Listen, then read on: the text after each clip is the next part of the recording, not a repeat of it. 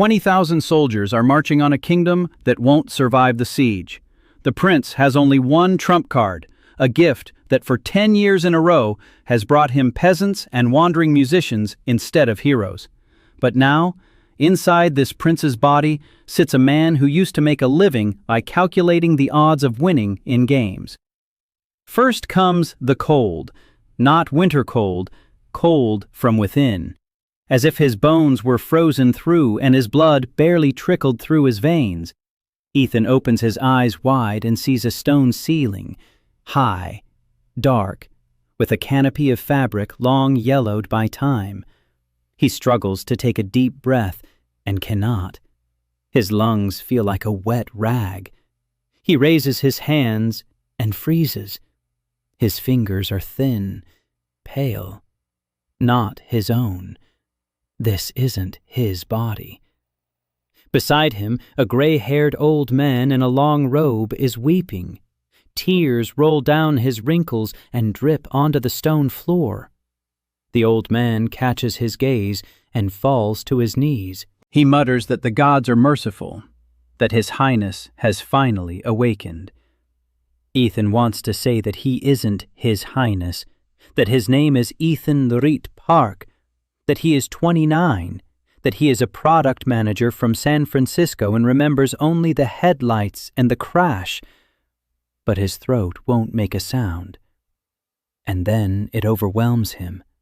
Someone else's memories burst into his head like water through a broken dam. A childhood that never was, a mother with a pale face on her deathbed, a father with a crown and a cough that tears at his chest, the castle's corridors, tutors who look at him with pity, and a name. Ian Velrit, Prince of Sylvania, 14 years old, a sickly boy whom no one in his own kingdom took seriously, a boy who died of a fever 2 days ago. Ethan lies motionless, running both lives through his mind, his own, San Francisco, an office on the 4th floor, monitors displaying conversion tables, 18 hours of a shift before the banner launch, Falling asleep at the wheel, a bridge, darkness, and someone else's, a castle, a throne, a country the size of 2 California counties, an army of 2,000 men, and an enemy to the east. The Kagran Confederation, 20,000 soldiers under the banners of Archduke Waldemar, a year until the invasion, maybe less. The old man keeps muttering prayers, and Ethan closes his eyes and begins to sort. That's what he does best. Not swords, not magic, data. He sifts through the prince's memory like files in a folder. Sylvania stands at the junction of 3 trade routes, vineyards, a stubborn people. The treasury is nearly empty. The nobility despises the heir. Regent Baron Graves rules on behalf of the ailing prince and steals 1/3 of the taxes. The army is untrained. The capital's walls haven't been repaired in 20 years. And a single trump card, the call of fate. Ethan holds his breath. Memories of the call come in fragments. The hereditary gift of the Velrit dynasty. A shard of the ancient seal of 1,000 souls. Once every 7 days, the bearer summons a soul from another world and gives it a body. For 10 years, Ian has been drawing cards and summoning peasants, bards, nameless soldiers, not a single useful one. The court laughed. The advisors shook their heads. The gift has faded, they said. The dynasty is over. And right then, Ethan opens his eyes. The cold is gone. There is something else. Recognition. The Call of Destiny is a GACHA system. A real, living GACHA built into the boy's blood. And he, Ethan Velrit Park, has been breaking such systems professionally for 7 years. He knows how pools work.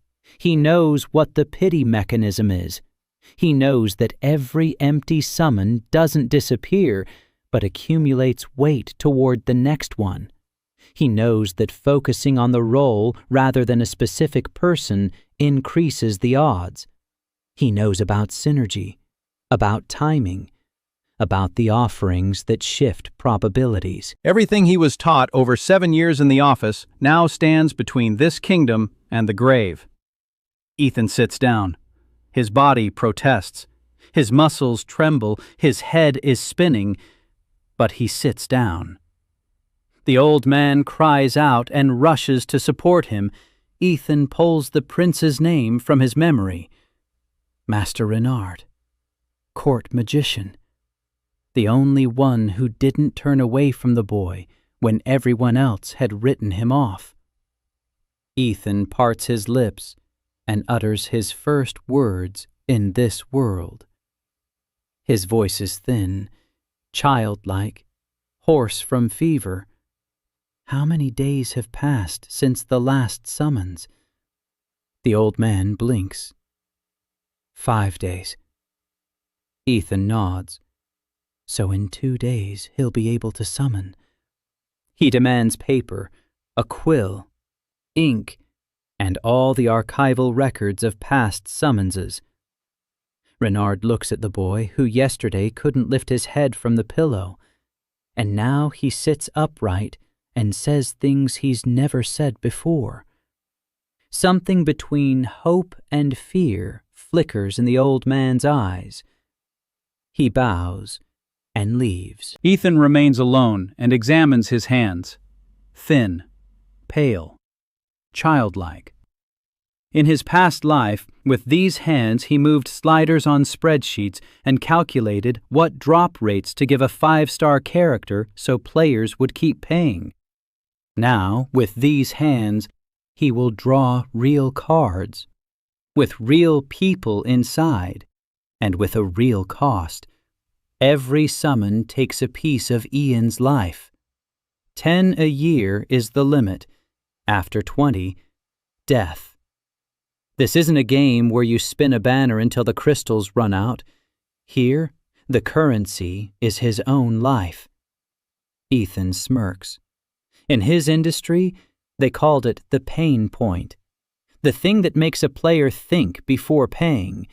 Only here, the pain point is literal. Renard returns an hour later. With him, 2 servants are hauling a stack of dusty journals. Ethan grabs the first volume and buries himself in the pages. The records go back 3 generations. Date, time of day, the summoner's condition, what was sacrificed, who appeared. And Ethan's heart beats faster and faster. The ancestors ran the summoning like a lottery. They prayed. They relied on luck. They poured out gold and jewels. They received random junk. No one ever sat down to analyze the data. No one noticed the patterns. But there are patterns. Ethan sees them immediately. Summons at dawn yielded soldiers more often than those at night. Summons with craft items yielded masters of that craft. Summonings after a series of failures performed noticeably better than after a success. A pity system. Pure, classic pity. Ethan tosses aside the journal and pulls out a blank sheet of paper. He sketches a table. Columns, rows, variables. Renard stands next to a man who is looking at a miracle and doesn't understand it. Ethan works for 3 hours without a break.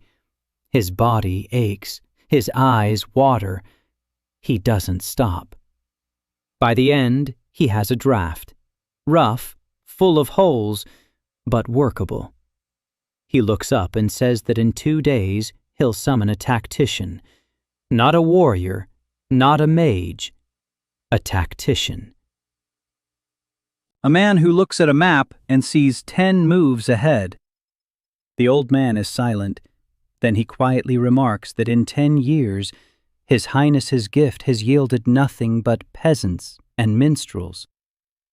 Ethan looks at him, and in the eyes of the 14-year-old boy, Renard sees something that was never there before. Not childish bravado, not desperate hope. The cold, calculating confidence of a man who knows the system better than it knows itself. Ethan orders a council to be convened for the morning, all 5 senior vassals. He will announce the summons in advance. Let them record it and seal it. Let them see it with their own eyes. Renard bows. At the door he turns and says he is glad to see His Highness in good health. Ethan nods. The door closes. He looks at his hands again, then out the window. Below lies the capital of Sylvania. Tiled roofs, narrow streets, the market square, walls that won't withstand a serious siege. And somewhere beyond the horizon to the east, 20,000 of Kagrana's soldiers are sharpening their swords. A year. He has about a year. Ethan lies back down. His body demands rest. He closes his eyes and counts. A year is 52 weeks. 1 draft per week, but no more than 10 a year without risk. That means 10 cards. 10 people he will tear from their worlds and throw into a foreign war. 10 lives on his conscience. In his past life, he commanded pixels. Here, the stakes are different. And for the first time in 2 lifetimes, Ethan falls asleep with a plan. The morning council begins with contempt.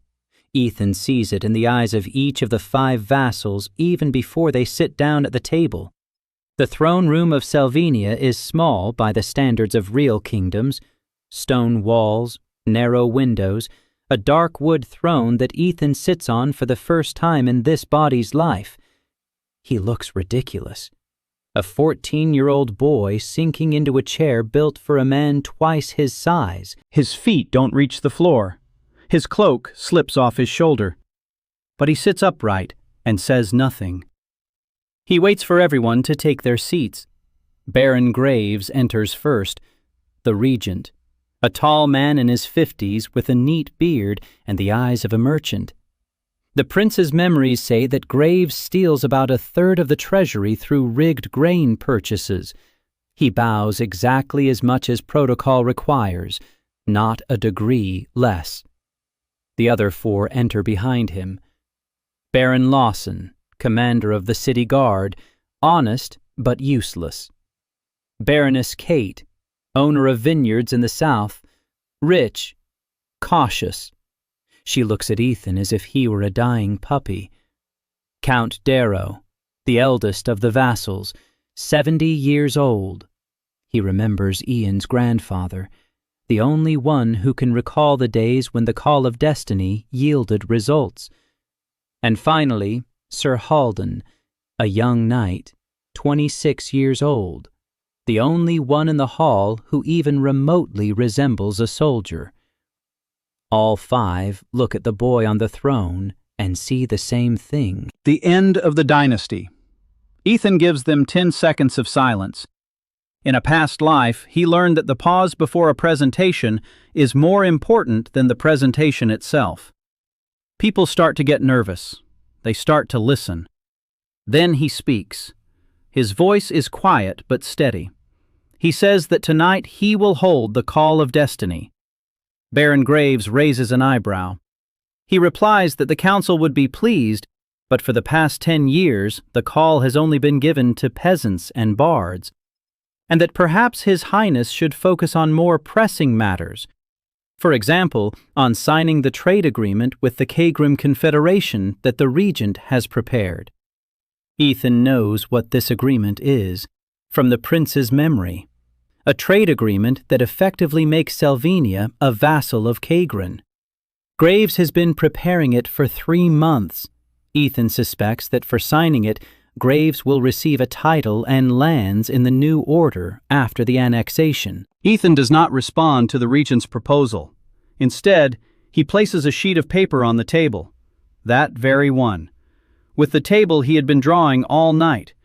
He says he will summon the tactician, a military strategist, and he asks each of the 5 to write down on a separate sheet the words he has just spoken, to seal it with their seal, and to leave it with Master Renard. If a peasant or a minstrel steps out of the circle this evening, he will accept whatever decision the council makes. If the tactician steps out, they will listen to his plan. Silence. Count Darrow is the first to take up a pen. The old man has seen much and believes little, but curiosity is stronger than skepticism. The others follow him, even Graves. The Baron seals his sheet with the faint smirk of a man who is already anticipating how tomorrow he'll say he warned them. The council disperses. Ethan remains alone in the throne room. He rises from the throne, and his legs give way. Master Renard catches him by the elbow. Ethan tells him he needs a military map of Sylvania, the most detailed one available. An old officer's dagger, any one, and a cup of tea. Master Renard asks why the tea. Ethan replies that great strategists like to drink while they work. That's not entirely true. He's just nervous, and tea helps him think. But for this world, it sounds convincing enough. Ethan spends the remaining hours until evening in his chambers. He studies the map of Sylvania and compares it with what he knows from the prince's memory. The kingdom is squeezed between mountain ranges to the north and south.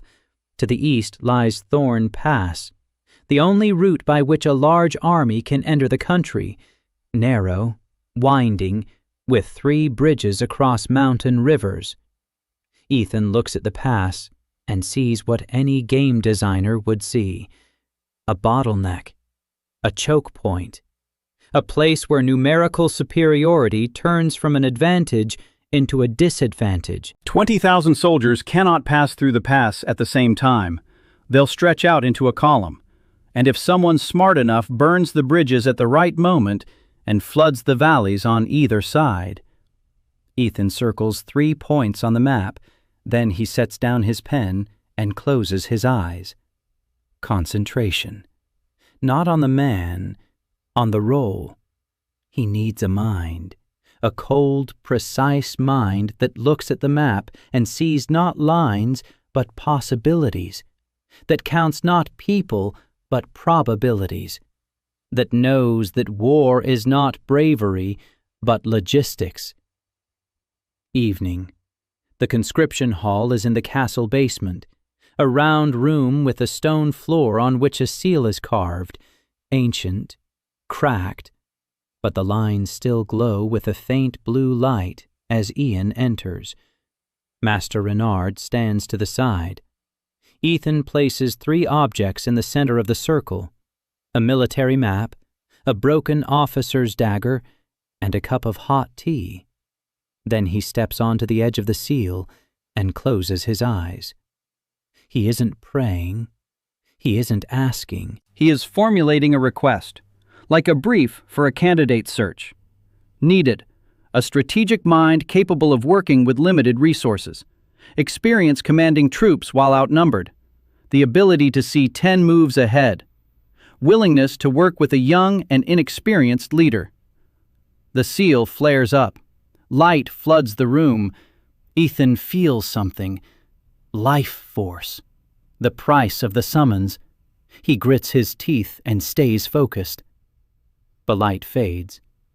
A woman stands in the center of the circle, about 30 years old, simple gray clothes, hair tied in a bun, a fan in her hand, closed. She surveys the room calmly. No panic, no screaming. Her eyes rest on the map lying on the floor. The woman approaches, picks up the map, studies it for 10 seconds. Then she turns to Ethan and says in pure Adran that if the Kagrans go through Thorn Pass as these reports suggest, they will be defeated before they reach the capital. She needs 300 men, 2 weeks, and permission to burn 3 bridges. Ethan stands motionless. A single thought occupies his mind. He knows that look. He has seen it in the eyes of people who are in complete control of the situation, people who do not hope for victory, but see it as a fait accompli. He asks her name. She answers, So Yun-hua. Ethan bows, not as a king to a subject, as a man who has found the one he was looking for. Master Renard stands by the wall and cries for the second time in 3 days, but this time it's for a different reason. In the morning, 5 vassals open their sealed letters. Each one says the same thing, tactician. And in the recruitment hall stands a woman with a fan who, in a single night, redrew the map of Sylvania's defenses. Count Darrow bows first, slowly. His old joints creak, but he bows lower than protocol requires. The others follow him. Everyone except Baron Graves. Graves looks at Yun-hua, then at Ethan. Then he smiles and bows as well. But his eyes don't smile. Ethan notices this. He makes a mental note. Graves will be a problem. Not today, but soon. For now, he has his first lead, and it's better than he dared to hope. For the first 3 days after the summons, Ethan doesn't sleep more than 4 hours a night. Not because he doesn't want to, because he can't. Yun-hua works like a machine. She's up before dawn. She studies every document brought to her. She interrogates every officer in the garrison. And by lunchtime on the 3rd day, she places a list of 42 items in front of Ethan. 42 problems that must be solved before Sylvania can survive even a single reconnaissance raid by Kagran. Ethan reads the list and feels a familiar sensation. In his past life, it was called a technical debt. Accumulated debt that no one wanted to touch until it was too late. Sylvania's army numbers 2,000 men on paper. In reality, 1,400. 600 are listed but do not exist. Their pay goes into Baron Graves's pocket. Of the 1,400 real soldiers, no more than 300. The rest are peasants who were taken from the fields and given spears. The weapons are old. There isn't enough armor. There are 90 horses. Of those, 20 are war horses. Yun-hua describes each figure in an even, emotionless voice, like a surgeon listing fractures. Ethan listens and takes notes. He doesn't panic. Panic is a luxury. Instead, he prioritizes. A word Yun-hua doesn't know but understands instantly. They divide the 42 items into 3 groups. What needs to be done today, what can wait a week, what will wait a month. There are 2 items in the first group, money and people. Money is Graves' problem. Ethan knows the regent is stealing, but he can't accuse him directly. Not now. Graves has connections with 3 of the 5 vassals. Graves has trade contacts abroad. Graves has a personal guard of 40 swordsmen. If Ethan tries to remove him by force right now, half the court will leave with him. Ethan thinks for 2 days. Then he finds a solution. Not in a history textbook, in the memory of a product manager. When there was a toxic team lead in the studio who couldn't be fired because a key project depended on him, Ethan didn't confront him. He created a parallel structure, a new team that did the same work better. And when management saw the results, the old team became unnecessary. Ethan creates the Crown Chancellery, a new structure reporting directly to him. Formally, it handles preparations for the coronation, papers, protocols, keeping track of gifts from vassals, boring work that Graves dismisses with contempt. But within the chancellery, Ethan places 3 people he personally selects. A young scribe named Thomas, whom he found in the castle archives, a 20-year-old, quiet, unobtrusive, with a phenomenal memory for numbers, Old Martha, the cook, who knows every servant in the castle, and who has been overhearing every conversation through the thin walls for 30 years, and Sir Haldan, the only one of the vassals who looks like a soldier. Ethan speaks with Haldan in private. It's a conversation that takes him 2 hours. He doesn't give orders. He explains. He shows the numbers. 600 ghost soldiers, a third of the treasury leaking into thin air, a trade agreement that will turn Sylvania into a colony of Kagran. Haldan listens. His expression darkens. Then he asks what is required of him. Ethan says he needs eyes and ears in the garrison, not a spy, an officer who monitors the actual state of the army and reports personally to the king. Haldan agrees. In his eyes, Ethan sees something he didn't expect. Relief. Haldan knew. He knew about the theft. He knew about the phantom soldiers, but he had neither the authority nor the reason to act. Now, he has both. At the same time, Ethan is working with Yanhua on the second point. People, not soldiers, conscripts. There are 4 days left until the next draft, and Ethan already knows who he wants to draft next. Not another strategist. Yanhua fills that role completely. He needs someone who can work with their hands, build, repair, create things that haven't been seen in Adrian yet. But Ethan remembers the rule. He can't choose a specific person, only a role, and he has to set up the summoning correctly. He spends his evenings poring over the logs of previous summons, analyzing every entry. He builds a correlation table. Yanhua sits nearby and watches his work with an expression Ethan doesn't immediately recognize. Interest. She asks where he learned to work with data like this. Ethan replies that he had a good teacher. It's not a lie. His teacher was the industry that, over 20 years, had turned gambling into a science. Yanhua doesn't get the reference but accepts the answer. She generally accepts Ethan's oddities with remarkable calm, as if she'd seen enough of the inexplicable in her own life. On the 5th day after the council meeting, what Ethan had been waiting for happens. Graves makes his move. Not overt, subtle. The regent comes to Ethan with a document, a trade agreement with Kagran. Revised. Softened. Graves has removed the most humiliating clauses and presents it as a compromise. He says he understands His Highness's desire for independence and that the agreement is now beneficial to both sides. Ethan reads the document. Slowly. Every line. Graves waits. Smiles.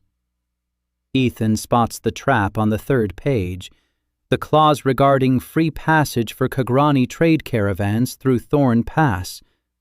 It sounds innocent, trade, the economy, but Ethan knows from the prince's memories that Kagran trade caravans are a standard cover for troop movements. Valdemar used this tactic twice during the annexation of neighboring principalities. Ethan sets the document aside and says he needs time to study it. A week. Graves nods. He agrees. He can afford to wait. He thinks the boy is stalling out of indecision. He doesn't realize the boy is stalling because in 2 days the boy will receive a new summons. And in a week, the Crown Chancellery will have the full picture of the regent's financial shenanigans. Ethan returns to his chambers and sits by the window. Yanhua enters without knocking. She's already used to it. She asks how the meeting with the regent went. Ethan recounts it. Yanhua listens. Then she says one sentence, that the regent is more dangerous than the Kagrans. Because the Kagrans will arrive in a year, but the regent is already here. Ethan nods. He knows. In any game, an internal bug is more dangerous than an external enemy. Yanhua unfolds a map on the table. She works on a defense plan for the pass every spare moment she has. 3 bridges that need to be prepared for destruction. 2 slopes that can be flooded by diverting mountain rivers. 5 points along the road where 300 people can stop 3,000. She shows Ethan every detail, explains the logic. He listens, asks questions. Not stupid questions, questions about logistics, about supplies, about how many days 300 men can hold their position without food resupply. Yanhua answers, and every time after her answer, something resembling surprise flashes in her eyes. She isn't used to rulers who ask about supply trains. In her world, rulers asked only about glory. In the evening, Ethan is left alone and prepares the next draft. 2 days. He lays out other items on the floor of the draft hall, a piece of iron ore, a hammer, a candle, and a sheet of paper with a sketch of the simplest water wheel he drew from memory, focusing on the role, the creator, the builder, a man who sees a stone and understands that a wall can be made from it, who sees a river and understands that it can turn a wheel. The night before the summons. Ethan lies in the darkness and thinks about what he is doing. He is tearing people away from their lives, from their worlds, from their families. Yanhua doesn't talk about it, but he sees how she sometimes looks out the window at the sunset, her hand clenching the fan so tightly that her knuckles turn white. She misses her own world, her own life, who she was before she ended up here. Ethan promises himself one thing. Every person he summons will receive not an order, but a home, not a tool, but a place. He won't treat them like units in a strategy game. They are people, and he is responsible for them. With that thought, he falls asleep. The second summoning takes place at dawn. Ethan doesn't choose the time at random.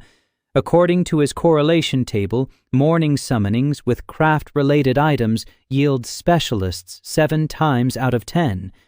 The sample size is small, but it's the best he has. He stands at the edge of the seal. His body is weaker than it was a week ago. The first summoning took more strength than he expected. His chest aches. His breathing is shallow, but he stands upright. Master Renard stands by the wall, anxiety in his eyes. Yanhua stands beside him, a fan in her hands, her face inscrutable. The light flashes.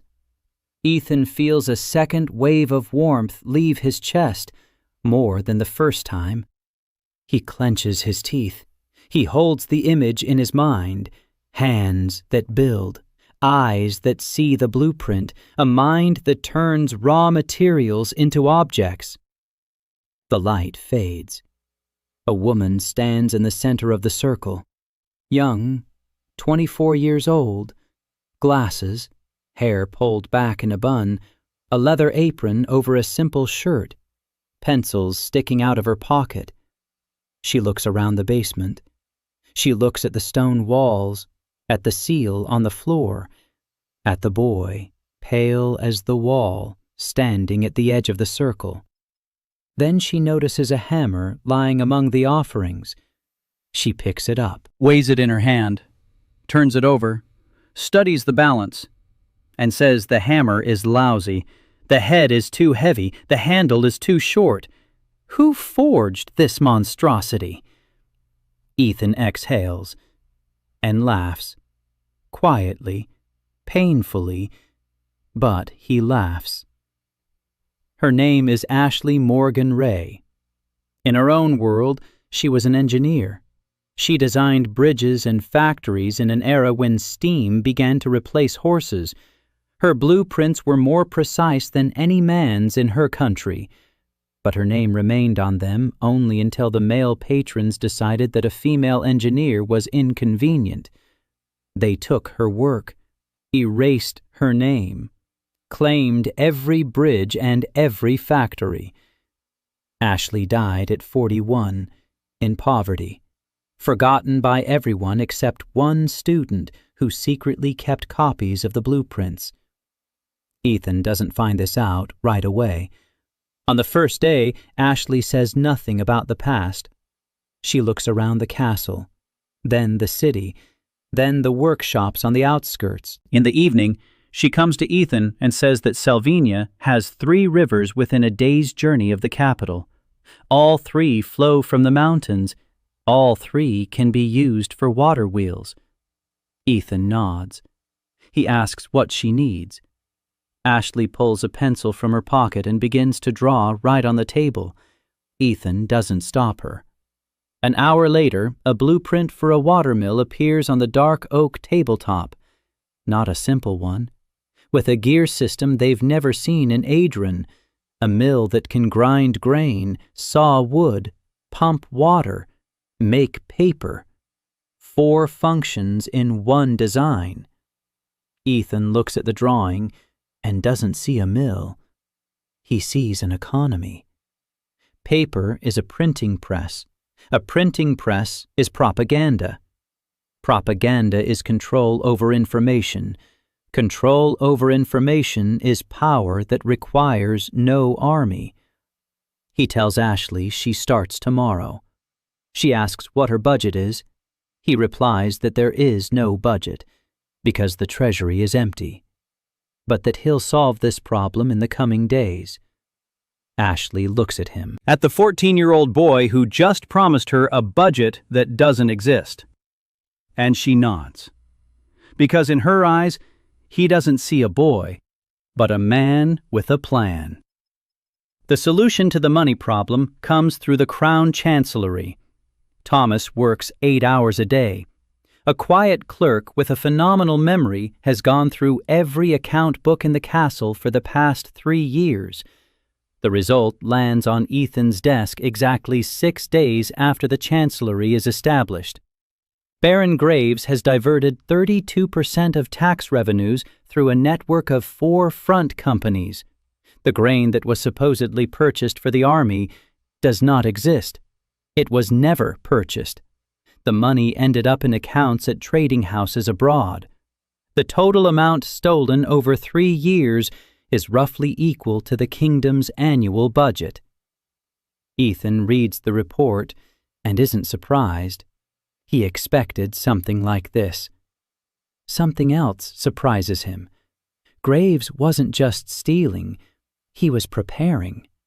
The money abroad is a safety net. Trade ties with Kagran are a backup plan. Graves doesn't believe Sylvania will survive, and he's building himself an escape route. The question is how to remove him without destroying the fragile balance of power. Ethan gathers his staff.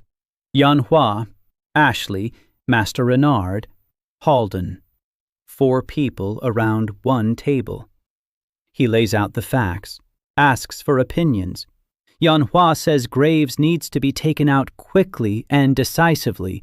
A public trial, confiscation of property, execution or exile. That will send a message. Halden nods. He agrees. Master Renard shakes his head. He says a trial will split the court. Graves has allies. Baroness Kate depends on his trade contacts. Baron Lawson owes his appointment to him. If Ethan openly attacks Graves, half the nobility will side with the regent. Ethan listens to both sides. Then he says there will be neither trial nor... Yanhua raises an eyebrow. Ethan explains. Graves wants to leave. He's already preparing his escape route. So we shouldn't corner him, but open the door. let him leave on his own, with what dignity he has left, without giving him a reason for revenge. The plan is simple. Ethan meets with Graves personally. He shows him a copy of the report, not the original, a copy. The original remains in the chancellery. Ethan doesn't threaten. He doesn't accuse. He says he understands the regent's motives, that any reasonable person in his place would have prepared a backup plan, and that he's ready to offer a deal. Graves leaves Sylvania voluntarily. He takes his personal belongings. He doesn't return the pack, but receives nothing else. In return, Ethan does not pass the documents on to other kingdoms. Graves's name remains clear. He can start a new life anywhere. Yanhua is against it. She says that letting a thief go is dangerous, that Graves might sell the information to Kagran, that leniency is weakness. Ethan replies that leniency is an investment. A free man with a clean name, Graves will not help Kagran because he has nothing to gain from it. If Graves is in prison or dead, he'll become a martyr for whom someone will want to seek revenge. Yanhua is silent. Then she slowly nods. In her world, she lost to those who thought 3 moves ahead. This boy thinks 5 moves ahead. The meeting with Graves takes place in a small office behind closed doors. Ethan speaks in an even voice. He shows a copy of the report. Graves turns pale. Then he pulls himself together. Then he tries to bargain. Ethan won't bargain. The terms are set. 3 days to pack, an honor guard to the border, a clean name. Or the documents will be sent to all the neighboring kingdoms, to Archduke Waldemar and to the ecclesiastical council. Graves is silent for a minute. Then he stands up. He bows. He says that His Highness has grown up. In 3 days, the regent leaves Sylvania with a caravan of 2 wagons. The court falls silent. Then it begins to breathe again. Baroness Kate is the first to come to Ethan. She's no fool. She sees that the wind has shifted. She proposes revising the trade terms for the vineyards. Ethan agrees, and asks her to listen to Ashley, who needs wood and stone to build a mill on the river. A week after Graves's departure, Ethan sits in his chambers and does the math. The treasury is empty, but the flow of theft has been stopped. Revenues will begin to recover in 2 months. Ashley is already building the first mill. Yanhua is training 300 soldiers using her own program. Halden is purging the garrison of dead souls. This is not a victory. It is a foundation, the first layer upon which to build. 10 months until Kagran's arrival. Ethan closes his eyes. The 3rd draft is in 3 days. Ethan plans the 3rd draft differently. The first 2 times he chose with his head. Strategist, engineer, logic, calculation. Now he needs something else. Yanhua can win a battle. Ashley can build a wall. But neither of them will stop a blade in the dark. And there will be blades. Ethan knows that. Gray has left, but news of the summons has already leaked beyond Sylvania. Servants gossip. Merchants carry not only goods, but rumors. In a month or 2, Kagran will learn that the sickly boy king has begun summoning people out of thin air who are changing the course of events. And then it won't be soldiers who come. First, the shadows will come. Ethan needs a man who lives in the shadows, one who knows how to kill silently and how to defend against it. He lays out offerings in the summoning circle, a black scarf, a dagger, not broken like last time, a real one, sharp, and a small wooden figurine of a guard. A guard is not a warrior, a guardian. One who protects, not attacks.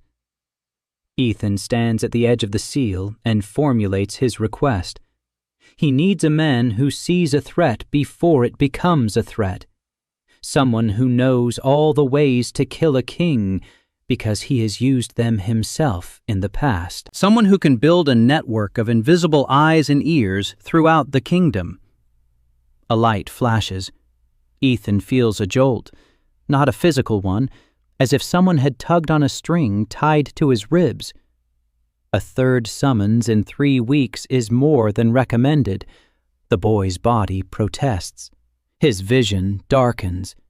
He hears Master Renard cry out. Then the light fades. A man stands in the center of the circle, tall, thin, about 35 years old, dark hair pulled back. His face is calm, eyes like those of a man who stopped being surprised long ago. He stands completely still and surveys the room. Not like Yon Hua, who found the map first, not like Ashley, who grabbed the hammer. This man counts the exits first. 1, the door behind Master Renard. Then he counts the people. 3, a boy, an old man, a woman with a fan by the wall. Then he estimates the distance to the dagger lying among the offerings, 1.5 meters, and only after that does he look at Ethan. Kage Hosokawa, a Ronin. The former head of the Shadow Clan, in a world that Ethan recognizes, based on the details of the clothing, as analogous to feudal Japan. Hosokawa's first words are simple. He asks who summoned him. Ethan replies that it was him. Hosokawa looks at the boy, at his pale face, at his thin arms, at the blood in the corner of his mouth that Ethan didn't have time to wipe. And in the Ronin's eyes, Ethan sees contempt. Pure, undisguised contempt for a child playing at being a lord. Ethan isn't offended. He expected this. He tells Hosokawa that he understands his reaction, that if he were in Hosokawa's place, he would think the same thing, and that Hosokawa has a choice. He can leave. The summoning bond does not hold by force. It breaks from betrayal, but not from disagreement. Hosokawa can turn around and walk out of the castle. No one is stopping him. Hosokawa is silent. Then he asks why he was summoned in the first place. Ethan replies that he needs someone who knows the shadows from the inside, because in 2 months, the shadows will come for his life, and for the lives of those he has summoned. Hosokawa is silent for another 10 seconds. Then he says he will stay. Not out of loyalty, not out of respect, out of curiosity. He wants to see how long the boy will last before the world crushes him. Ethan nods. That's enough. For now. The following days show that Hosokawa is worth every drop of life force spent on summoning him. The Ronin works quietly, quickly, without questions. During the first week, he searches every corridor of the castle, every basement, every secret door. He finds 3 that weren't on the blueprints. 1 leads from the regent's chambers to the outside. Graves knew about it and used it. Hosokawa seals it off in 20 minutes. Then he assesses the castle's security. 40 guards remain from the regent's personal guard. 12 of them are loyal to the new order. The rest are unreliable. Hosokawa does not suggest killing them. He suggests transferring the unreliable ones to outer posts, the gates, the walls, places where they will be in plain sight and under control, and to form the castle's inner guard from those 12 plus the men Halden will select from the garrison. Ethan agrees, but something else troubles him. Hosokawa and Yon Hua. He has seen the conflict coming from day 1. The Ronin makes no secret of the fact that he considers Yon Hua out of place in military affairs. He doesn't say it outright, but every time Yon Hua unfolds a map or gives an order, his jaw tightens. His eyes grow colder. He responds to her orders with a delay slightly longer than protocol allows. Yonhua notices. Of course she notices. She's a strategist. She notices everything. But she doesn't react. She keeps working as if the rift doesn't exist. This is worse than open conflict. Ethan knows that if he doesn't intervene, the rift will grow. In a past life, he saw teams fall apart because of unspoken tension between two key figures. He invites both of them for evening tea. It sounds absurd. The boy king summons the legendary strategist and the head of the Shadow Clan to drink tea. But Ethan knows that the power of this gesture lies precisely in its absurdity. Formal meetings reinforce hierarchy. Tea levels the playing field. The three of them sit in a small study. Ethan pours the tea. Himself. Master Renard tried to serve him, but Ethan sent him away. He places a cup in front of Hosokawa, then in front of Yonhua, then pours himself some, and asks Hosokawa what he did before becoming clan leader. The Ronin doesn't expect the question. A pause. Then he replies that as a child, he was sent to study under a sword master. Ethan asks if he liked it. Another pause. No. He didn't like it. But he had no choice. Ethan nods. He turns to Yonhua and asks the same thing. Yonhua looks at him with an expression that says she understands perfectly well what he's doing, but she answers. As a child, her father wanted a son. He got a daughter. He didn't speak to her for 3 years. She learned a strategy to prove she was worth more than her father's silence. Silence. Hosokawa looks at Yonhua. For the first time, not as a woman giving orders, as a human being. Ethan doesn't pressure her. He doesn't make speeches about unity. He just sits there and drinks tea. Sometimes one evening isn't enough to resolve a conflict, but it's enough to plant a seed. Hosokawa leaves first. At the door, he turns around and tells Ethan that the tea was acceptable. For a Ronin, that's almost a compliment. Yonhua stays behind. She folds her fan and places it on the table.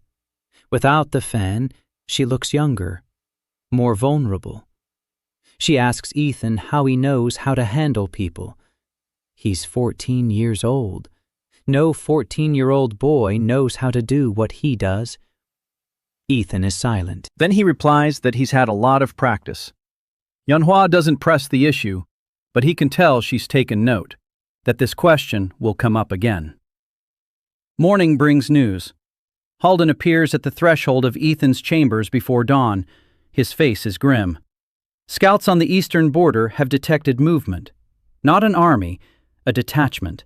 200 horsemen, Kagran banners, moving along the border. They aren't entering Sylvania's territory, but they aren't leaving either. They're probing. Ethan gets dressed and goes to headquarters. Yonhua is already there. She received the report earlier and has already plotted the Kagran route on the map. Hosokawa appears a minute later, silently, as if he had always been in the room. Yonhua says it's reconnaissance, a standard tactic before an invasion. The Kagran forces are gauging Sylvania's reaction. If Sylvania remains silent, they'll conclude the country is weak. If it responds aggressively, it will provoke a war prematurely. Ethan asks what Yonhua suggests. She proposes a third option, not to send an army to the border, an embassy. 30 horsemen under the banner of peace, with a letter from the king, polite, friendly, in which Ethan expresses hope for good neighborly relations and invites the Kagran commander to dinner. Hosokawa snorts. For the first time ever, he makes an emotional sound. He says this will show weakness. Yonhua turns to him and says that weakness is what a person who doesn't understand strategy sees. The Kagran commander will see something else. He will see a king who knows the enemy is at the border. who is not afraid, and who is confident enough to invite the enemy to dinner instead of hiding behind walls. Hosokawa is silent. Then he nods, once, slowly. Ethan sends the embassy that very day. Halden leads 30 of the best horsemen to the border, with a letter, with gifts, with wine from Baroness Kate's finest vineyards, and with instructions that Ethan wrote personally. Smile. Be polite, and remember everything, every face, every mark on the armor, every detail of the equipment. This isn't a diplomatic mission, it's intelligence disguised as diplomacy. Yanhua approves, silently, with a single movement of the fan that Ethan has already learned to read. The fan up means she agrees. Fan to the left means she's unsure. Fan down means she's categorically against it. Right now, the fan is up. While Halden rides toward the border, Ethan spends the rest of the day with Ashley. The mill on the river is coming together faster than he expected. Ashley has hired 20 carpenters and works with them from dawn till dusk. She swears like a sailor when something goes wrong. She draws blueprints in charcoal on any surface, on boards, on stones, on her own hands when she runs out of paper. Ethan watches the construction and makes a decision. He summons the scribe Thomas and dictates a decree.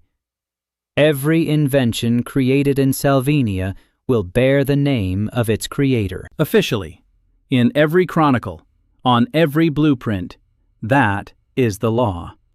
When Ashley hears this, she stops mid-sentence. She looks at Ethan, takes off her glasses, wipes them with the edge of her apron, puts them back on, and says the mill will be ready a week early. Then she turns away and goes back to work. But Ethan sees that her hands are trembling. That evening he returns to his chambers and finds Yuna, his sister. The 16-year-old girl is sitting on his bed with a lute on her lap. She isn't playing, she's just holding the instrument and looking out the window. Ethan stops in the doorway. Yuna is the only person in this world who knew the real Ian, not the king, not the heir, his brother. The boy who was afraid of the dark until he was 12, who loved apple pie with cinnamon, who read her fairy tales when she couldn't sleep. Yuna turns toward him, looks at him, and he sees in her eyes the question she doesn't ask out loud. You're not him. It's true. Ethan sits down beside her. He's silent. Then he says he knows he's changed since his illness, that he understands if she's scared. Yuna is silent. Then she says that the real Ian never sat up straight. He always slumped and never looked people in the eye. Ethan doesn't know what to say.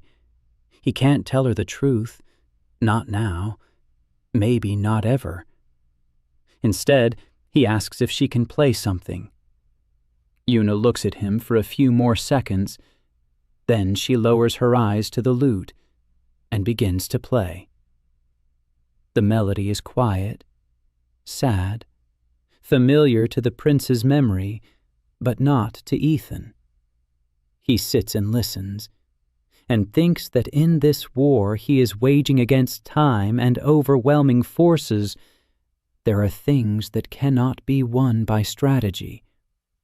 The trust of a sister who has lost her brother.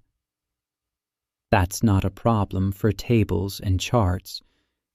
It's something for which a product manager from San Francisco has no tool. Yuna finishes the melody. She stands up. She walks to the door. She stops at the threshold and says that the real Ian loved this song, and that whoever he is now, she likes that he listened to the end. The door closes. Ethan sits in the dark. Outside the window, The capital of Sylvania is preparing for sleep. Somewhere on the eastern border, Halden meets with a Kagran reconnaissance unit. Somewhere on the Ashley River, he works by torchlight. Somewhere in the shadows of Hosokawa Castle, he checks the guard posts. Somewhere in Yanhua's headquarters, he's drawing lines on a map. 4 people torn from their worlds. 1 girl who lost her brother. And he's in the middle of it all, with tables in his head and blood on his lips. 10 months until the invasion. Ethan lies down and closes his eyes. Tomorrow will be a new day. New decisions, new stakes. But today he allows himself 10 seconds of honesty. He is afraid. Then he falls asleep. Halden returns in 4 days. The 30 horsemen are unharmed. The gifts have been delivered. The wine has been accepted. The Kagran commander turned out to be a young baron named Friedrich Kessel, 28 years old, polite, educated, dangerous. Halden reports to Ethan personally at headquarters behind closed doors.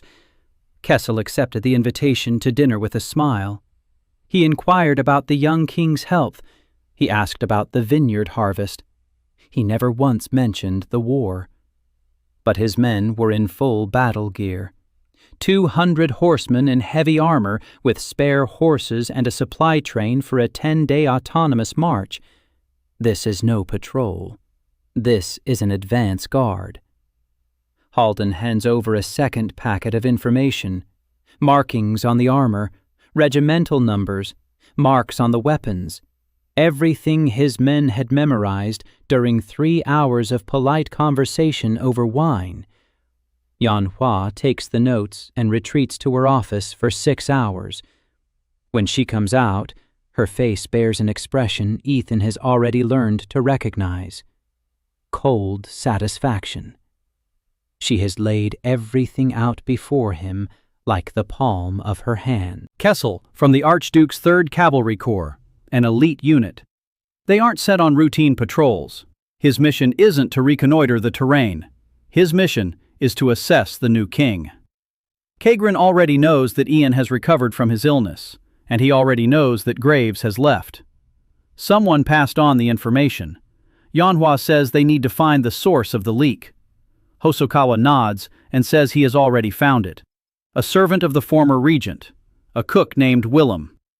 He remained in the castle after Graves' departure.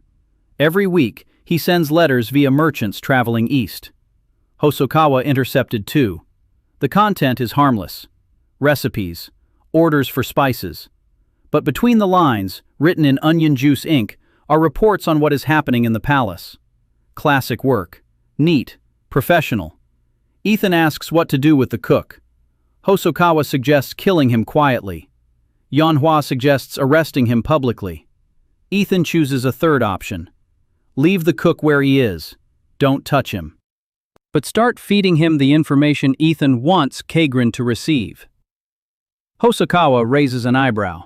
For the first time, he looks at Ethan not with contempt, but with something resembling professional interest. Yanhua opens her fan upward. Ethan begins to draft the first false report. The calls for action have ceased. The king is ill again. The strategist he summoned turned out to be a useless peasant woman who can't tell a sword from a shovel. The army is still in a deplorable state. Sylvania is ready to negotiate vassalage. The cook, Willem, diligently writes down everything he hears through the thin walls. He has no idea that the walls were made thin on purpose. Hosokawa personally ensures that the necessary conversations take place in the right places. Meanwhile, life in the kingdom is changing. Ashley's mill began operating at the end of the 2nd month after Ethan's awakening. The first product isn't grain. It's paper. Rough, yellowish, but 20 times cheaper than parchment. Ethan looks at the first sheet and sees not paper. He sees the future. The printing press in Adrian has been invented, but is banned by the church. Ethan has no intention of challenging the church directly. Instead, he orders Ashley to build a press and begin printing one thing: royal decrees. Not books, not pamphlets, official documents of the crown. The church cannot forbid the king from printing his own decrees. And once the press is up and running, banning its use for other purposes becomes significantly more difficult. Yunhua calls this a brilliant move. Ethan calls it an MVP, minimum viable product. Yunhua doesn't understand the acronym, but gets the principle. Start small, prove your value, scale up. By the third month, Ethan is ready for his fourth draft. His body has recovered from the previous 3, but not completely. Layla Morgan, whom he hasn't drafted yet, is needed for 2 reasons. The army is sick. The barracks are filthy. The water from the city wells carries intestinal infections. Every week, 3 or 4 soldiers are taken out of action. And Ethan himself. His body grows weaker after each summons, and the local healers don't understand why. They apply herbs. They recite prayers. They perform bloodletting. Ethan forbids bloodletting after nearly losing consciousness. He dedicates his 4th summons to a healer, but not a magical one. He focuses on a different image. A man who heals not with prayer, but with knowledge, who understands how the body works, not as a divine creation, but as a mechanism, who can explain why dirty water causes stomach pain and how to stop it. Offerings in the circle, a flask of clean water, a bundle of herbs, and a knife. A surgical one. Ethan found it in the castle physician's storerooms. Rusty, but the shape is right. A light flashes. The blow to the chest is stronger than before. Ethan falls to one knee. Master Renard rushes to him. Yunhua stands motionless, a fan clenched in her pale fingers. The light goes out. A woman stands in the circle, 27 years old, dark hair down to her shoulders, a robe that looks out of place in a stone basement, a surgeon's hands, long fingers, short nails. She looks around the room, and the first thing she does is walk over to Ethan, not to the map, not to the offerings, to the boy kneeling on one knee with blood in the corner of his mouth. She kneels down beside him, takes his wrist, checks his pulse. She looks into his eyes, checks his pupils, and says he has tachycardia and signs of chronic anemia and that he needs to lie down immediately. Ethan looks at her and realizes he's hit the mark. Her name is Layla Morgan, Korean-American, a doctor, a trauma surgeon. In her own world, her entire family in an epidemic she couldn't stop. Her husband, her daughter, her parents. Layla doesn't tell him this right away. Ethan figures it out bit by bit. From the way she freezes when she sees children on the streets of the capital. From the way her hands clench when someone mentions family. By the way she works 20 hours a day and doesn't allow herself to stop. Because stopping means remembering. Layla's first week in Sylvania turns the kingdom's medical system upside down. She inspects the barracks and is horrified. Soldiers sleep on straw that hasn't been changed in months. Wounds are bandaged with dirty rags. They draw water from a well next to a cesspool. Layla compiles a 4-page list of requirements. Ethan reads it and sees a familiar picture. Sanitary standards, quarantine procedures, boiling water, sterilizing instruments, things that were obvious in his world 200 years ago, but sound like a revelation here. He grants her authority, full authority, unlimited authority.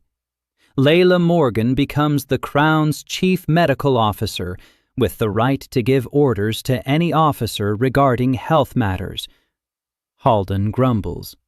His soldiers aren't used to washing their hands before eating, but Ethan insists, and within 2 weeks, cases of intestinal illness drop by half. After a month, they almost disappear. The soldiers start calling Layla a witch. Then they change their minds and start calling her a saint. Layla pays no attention to either nickname. She works. But the main thing Layla does is help Ethan. She is the only one who understands what is happening to his body. Every deployment drains his life force. Not metaphorically, literally. Blood cells are destroyed. His bone marrow is working at its limit. His immune system is compromised. If he keeps this up, by the end of the year, his body will simply shut down. Layla tells him this straight out. No sugarcoating. No diplomacy. 10 summons a year is the absolute limit. 4 have already been done. 6 remain. For the rest of the year. Ethan listens, nods, and begins to recalculate the plan. 6 drafts in the 9 months before the Kagran invasion. Every move has to be perfect. No sloppy moves, no experiments. 6 shots.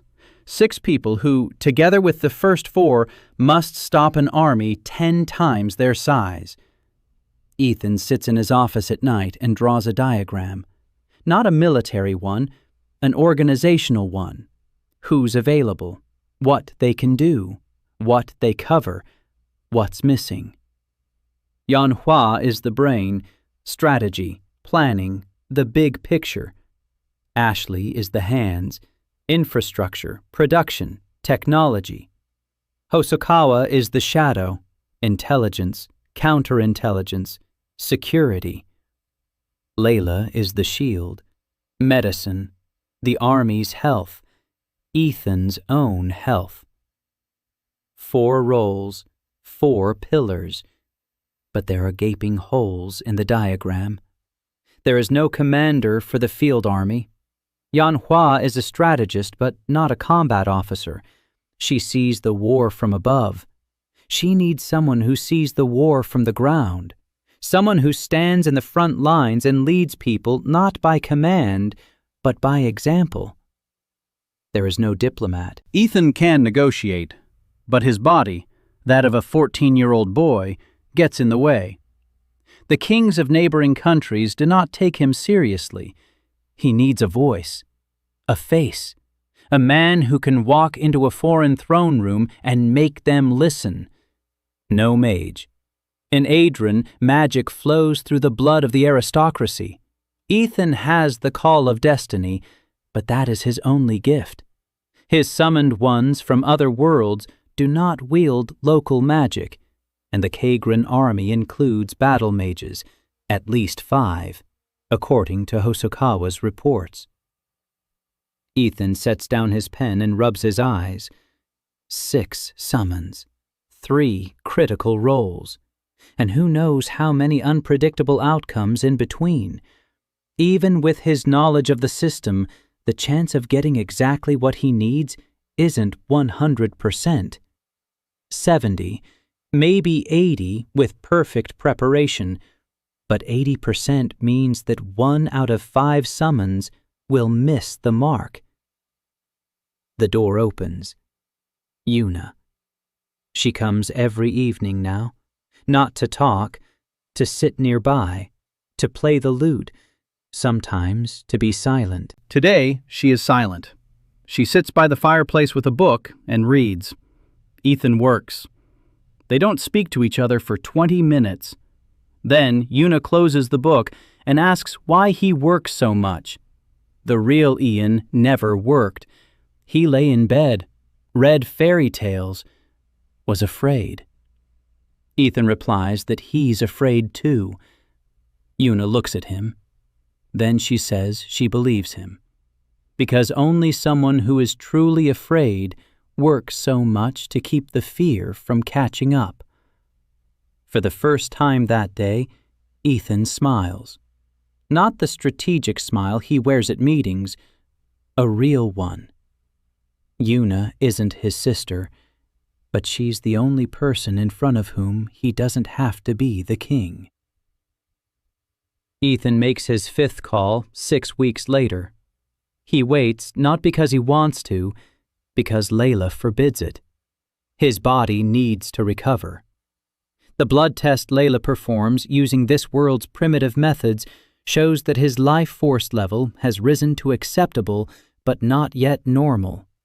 Layla says that acceptable isn't good. Ethan replies that acceptable is enough. They argue for 10 minutes. Layla loses. Not because Ethan is right, because he is king and cannot afford the luxury of waiting. Over these 6 weeks, Sylvania is changing. Not quickly, but noticeably. Ashley's mill is producing paper. The printing press runs every day. Royal decrees reach the farthest villages within a week, not 2 months as before. For the first time, people are reading their king's words rather than hearing them recounted by the local baron, who usually twists half of it. Yanhua is training 300 selected soldiers, not the entire army, just 300.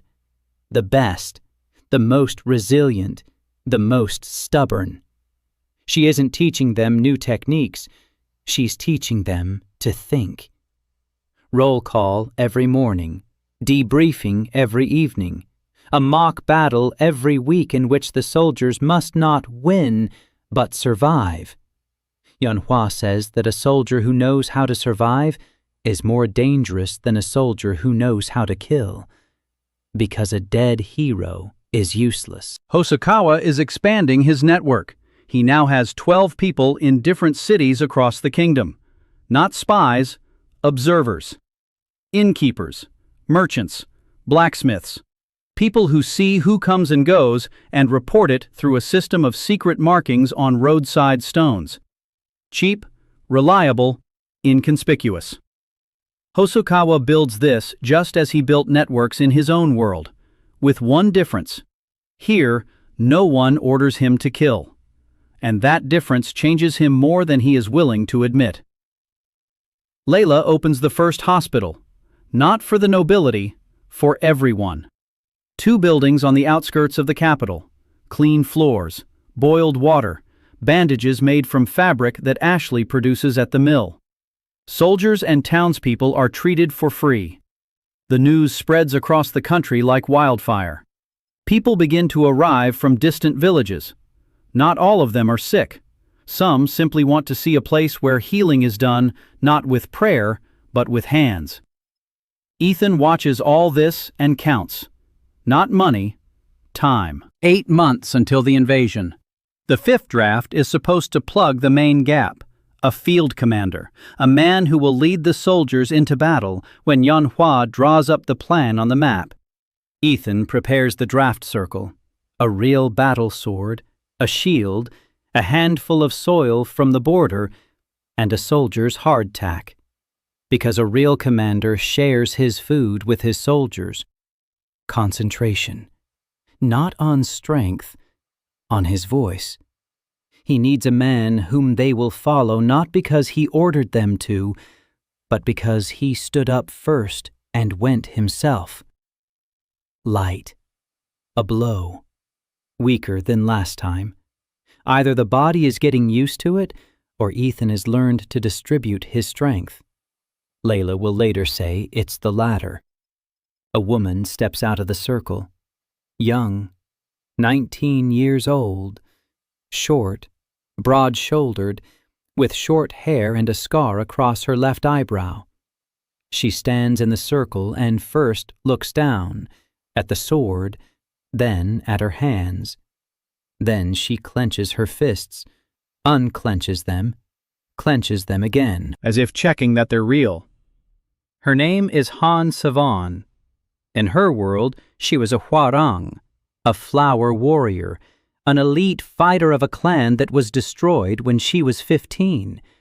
She survived, fought alone for 4 years, lost everyone she knew, died at 19 from a wound that no one could heal. Sewan doesn't say all this at once. Ethan learns it bit by bit.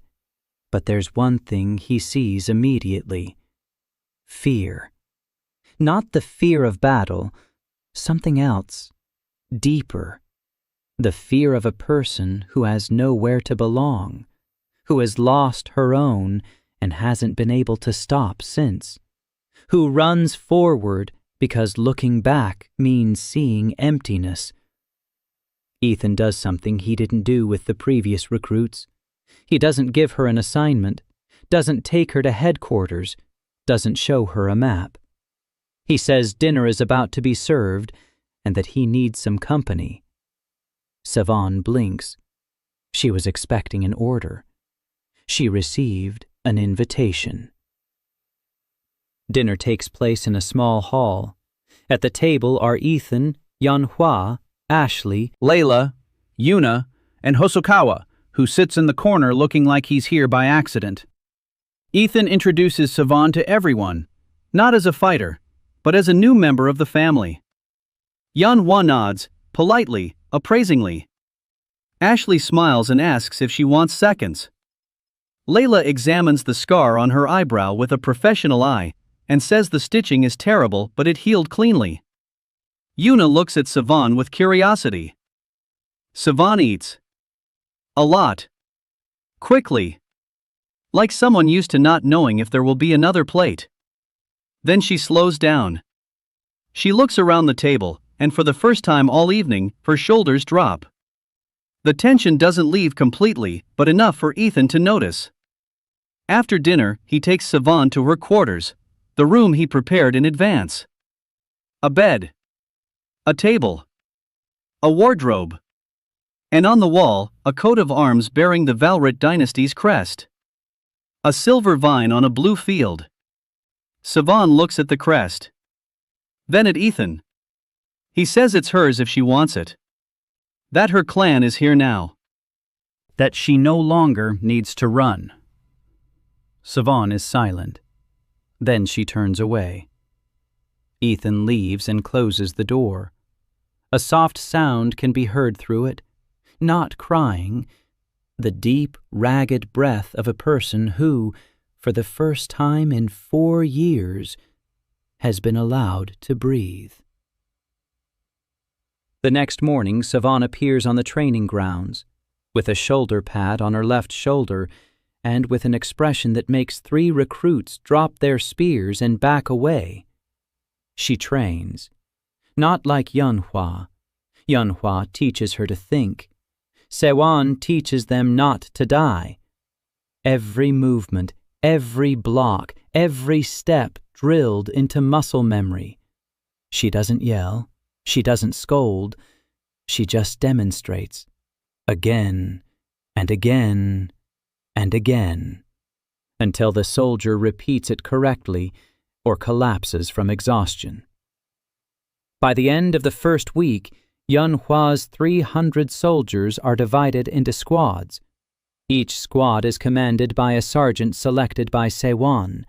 Structure, hierarchy, unity. Things the Sylvanian army has never had. Ethan watches from the fortress wall. Yanhua is beside him.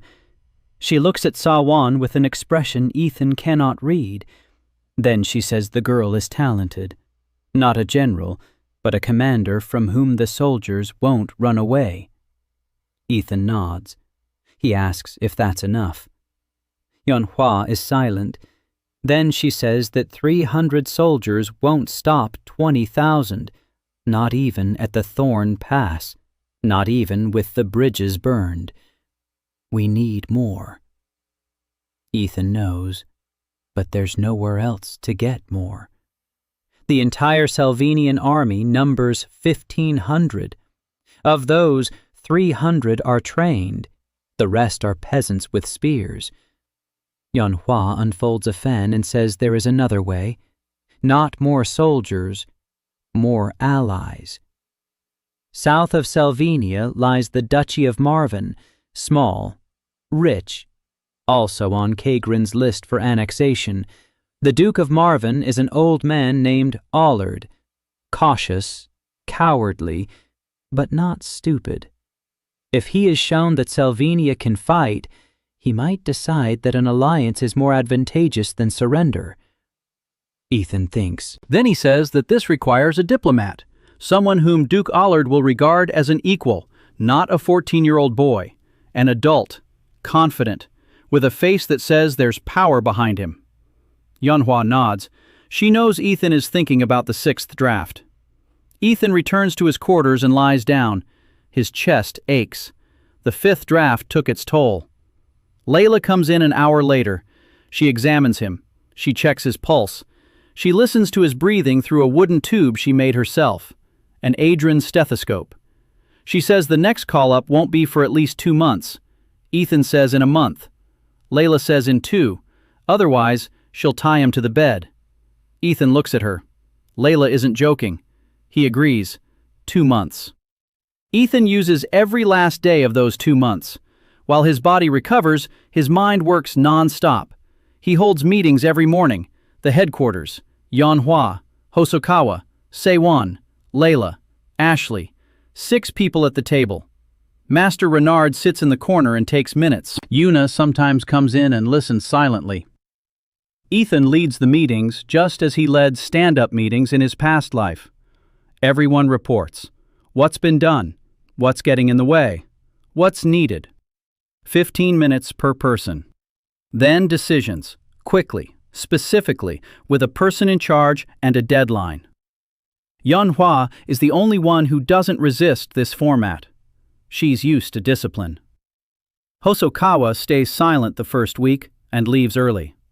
Then he starts showing up on time. Then he starts reporting in a structured way. Then one day, he tells Ethan that his management style is barbaric, but effective. Seiwon just does what he's told, loudly and enthusiastically. Layla reports in numbers. So many patients, so many recovered, so many dead. Ashley draws right on the table as she speaks.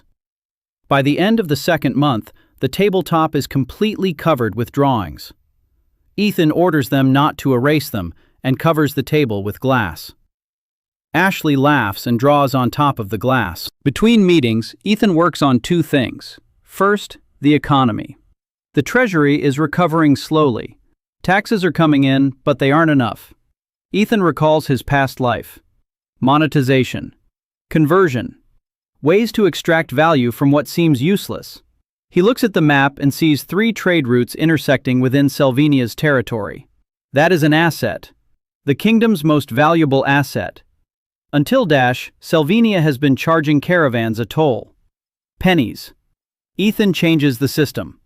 Instead of a toll, he creates a trading post. A place on the outskirts of the capital where caravans can stop, unload their goods, spend the night, eat, buy Ashley's paper, get treated at Layla's hospital, and pay for all of it with hard cash. Not a tax. A service. People are more willing to pay for a service than for a tax. Ethan knows this from the gaming industry, where the free-to-play model beats subscriptions 9 times out of 10. Give people free access. Charge them for the convenience. A month after opening, the trading post brings in more than the toll gate did in a quarter. Baroness Kate is thrilled. Her wine is sold to caravanners at a markup. She begins to see Ethan not as a boy, but as a business partner. The second thing Ethan is working on: propaganda. A word he doesn't say out loud because it doesn't exist in this world. But the principle is the same: managing perception. Ashley's printing press prints more than just decrees. Ethan begins publishing news sheets. 1 sheet, 1 side, large print, simple words. Kingdom news. Layla's hospital saved 40 people this month. Ashley's mill produced so much paper. Soldiers are training. The king is healthy and working. The sheets are handed out in the market square, for free. Caravanners take them with them and carry them to other countries. 2 months later, the name Sylvania is on everyone's lips in taverns from the southern coast to the northern forests. Not as the name of a dwarf kingdom, but as the name of a place where something extraordinary is happening. where a boy king is doing things no one else has done. Yanhua calls it information warfare. Ethan calls it marketing. Meanwhile, Hosokawa brings alarming news. The disinformation channel via the cook Willem is working. Kagran is receiving false reports. But at the same time, Hosokawa has intercepted the correspondence of another agent, not a Sylvanian one, a Kagranian. A professional spy infiltrated into the trading court under the guise of a merchant from the southern provinces. The spy has been working for 3 weeks and has already sent 2 genuine reports. Sylvania is building fortifications. The army is training. The boy king isn't as weak as the cook reports. Hosokawa intercepted both reports, but he isn't sure he intercepted everything. Ethan thinks. Then he makes a decision. Leave the spy alone. Let him see what Ethan wants him to see, but not everything. Let him see the training. Let him see the mill. Let him not see the fortifications at the pass that Yanhua is building in secret. Let him not know about Hosokawa's network of spies. Let the spies' reports be truthful, but not complete. A half-truth is more dangerous than a lie, because people believe it. The day of the 6th draft arrives. Ethan's body has recovered, not completely. Layla says 70%. Ethan says it's enough. He prepares the circle with particular care. He needs a diplomat, a voice that kings will hear, a face that ambassadors will remember, a mind that will find the right words for any interlocutor. Offerings, a quill for writing, a seal bearing the coat of arms of Sylvania, a goblet of wine, and a mirror, a small one, silver, because a diplomat must see himself through the eyes of others. Light, a glint, tolerant. Ethan stands on his feet. A man steps out of the circle, 42 years old, of average height, of average build, a face you'll forget in a minute and remember in an hour. His clothes are simple, but fit impeccably. His hands are folded calmly in front of him. His eyes are attentive. He surveys the room. He notices everyone. He assesses them. And the first thing he does is bow. Not to Ethan, to everyone present. An equal bow to each. His name is Kwan Sonu. In his world, he was an envoy, a man who prevented wars with words when swords were already drawn, who entered enemy camps unarmed and emerged with a peace treaty. He was killed at the age of 53, poisoned at a banquet where he was celebrating his greatest diplomatic success, because the peace he had secured was unprofitable to those who profited from war. Kwan Sonu doesn't mention this. He speaks of something else. He asks who Sylvania is at war with. Ethan replies that no one yet, but in 6 months, Kagran will arrive. Kwan nods. He asks who Sylvania's allies are. Ethan replies that there are none. Kwan nods again. He asks what Ethan wants, war or peace. Ethan replies that he wants the war to become unprofitable for Kagran. Kwan smiles, for the first time, and says that this is the best answer he has heard from a ruler, because most people want victory, but victory is a goal that ends. The unprofitability of war is a state that lasts.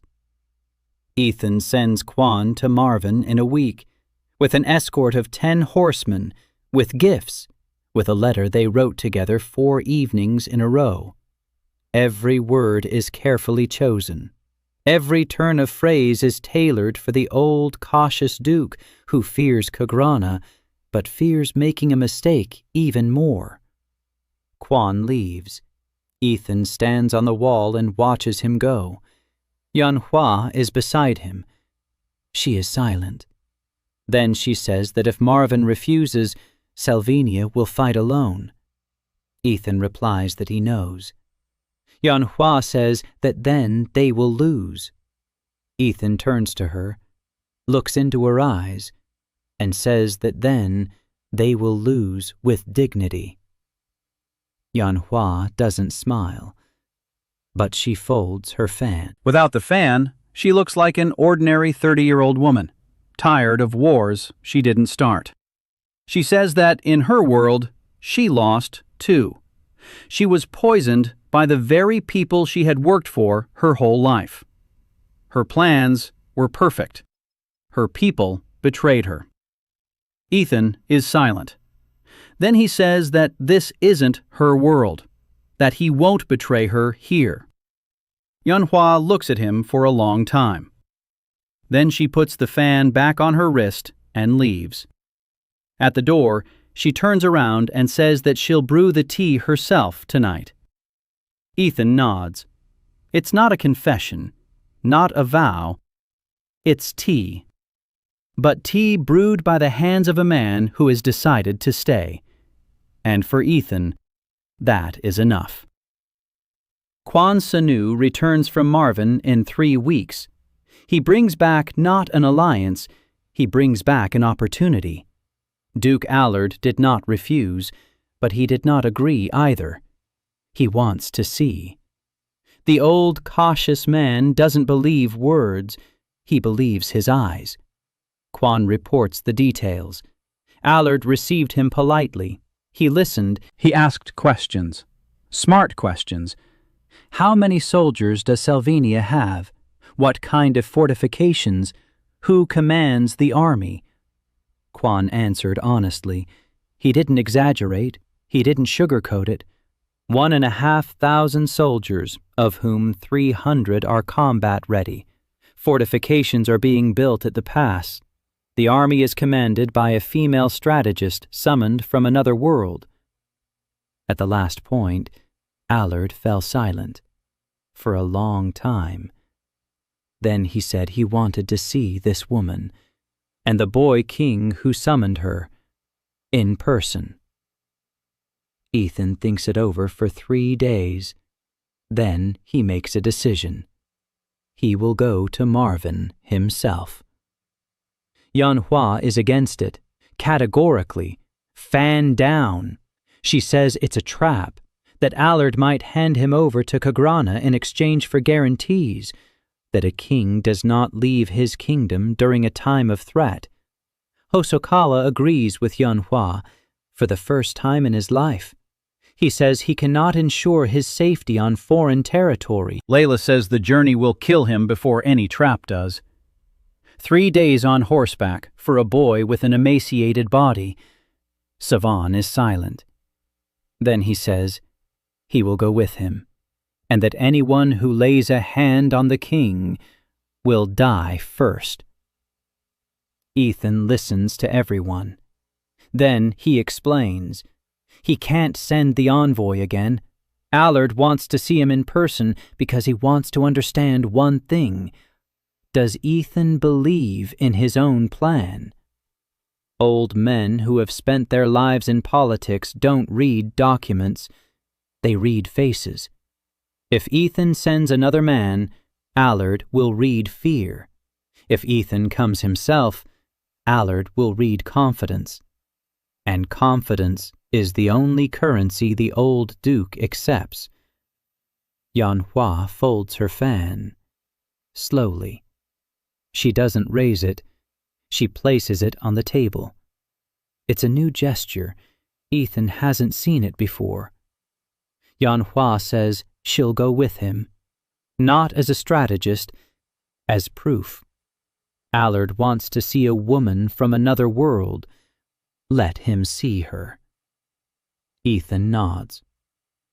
The delegation's composition: Ethan, Yanhua, Sewan as a bodyguard, Quan as a diplomat, 20 horsemen. Hosokawa remains in the capital. He's not happy about it, but Ethan assigns him another task. While the king is away, Hosokawa is in charge of security. Any shadow that flits in the wrong place will get a visit from the Ronin. Hosokawa nods. One word. Done. The journey to Marvin takes 3 days. Layla was half right. Ethan's body is protesting. By the end of the first day, he can barely stay in the saddle. Sevan rides alongside and catches him twice when he starts to slump.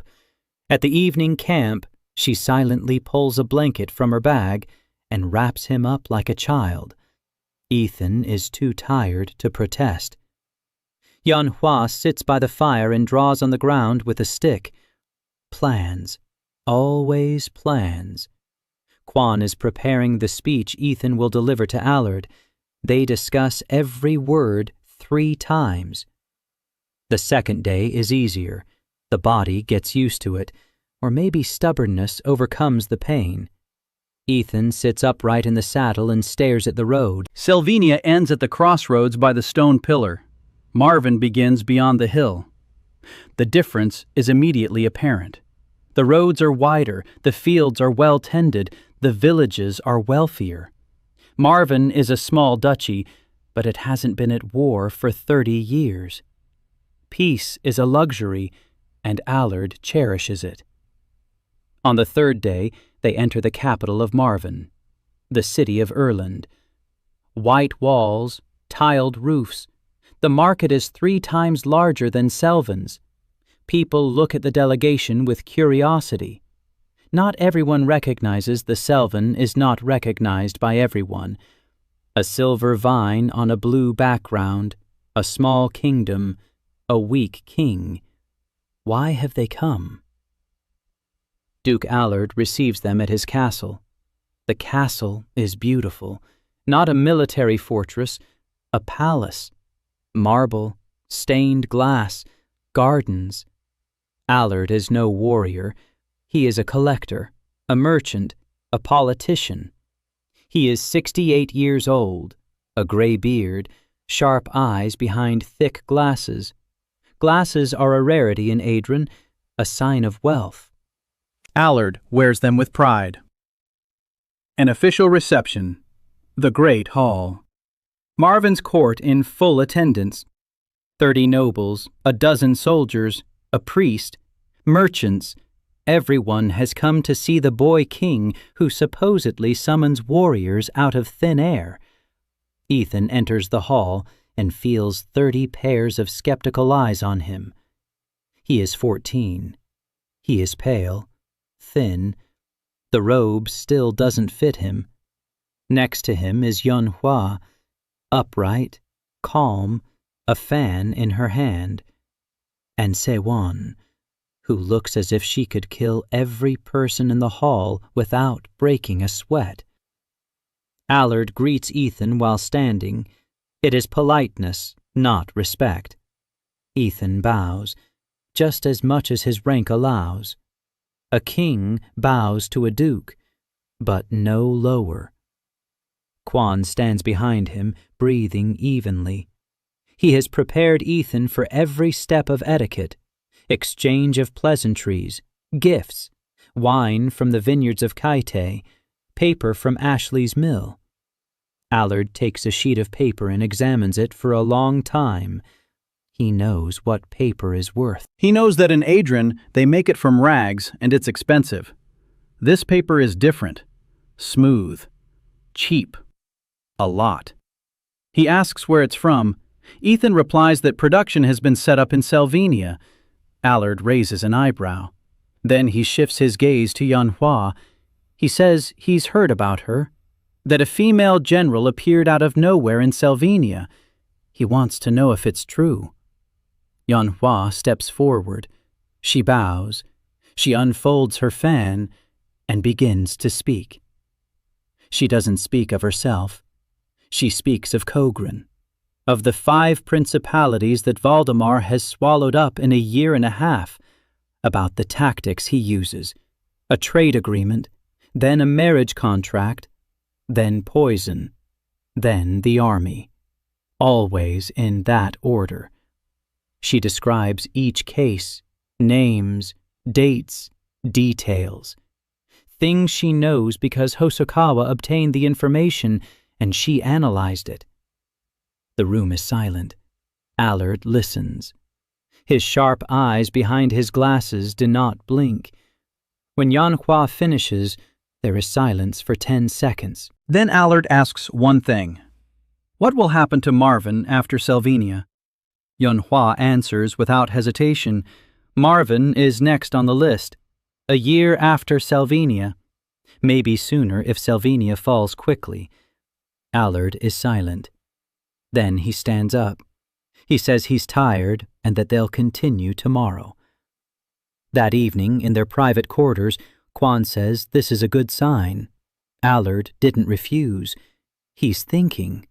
And old men who think usually come to the right conclusion. They just need time.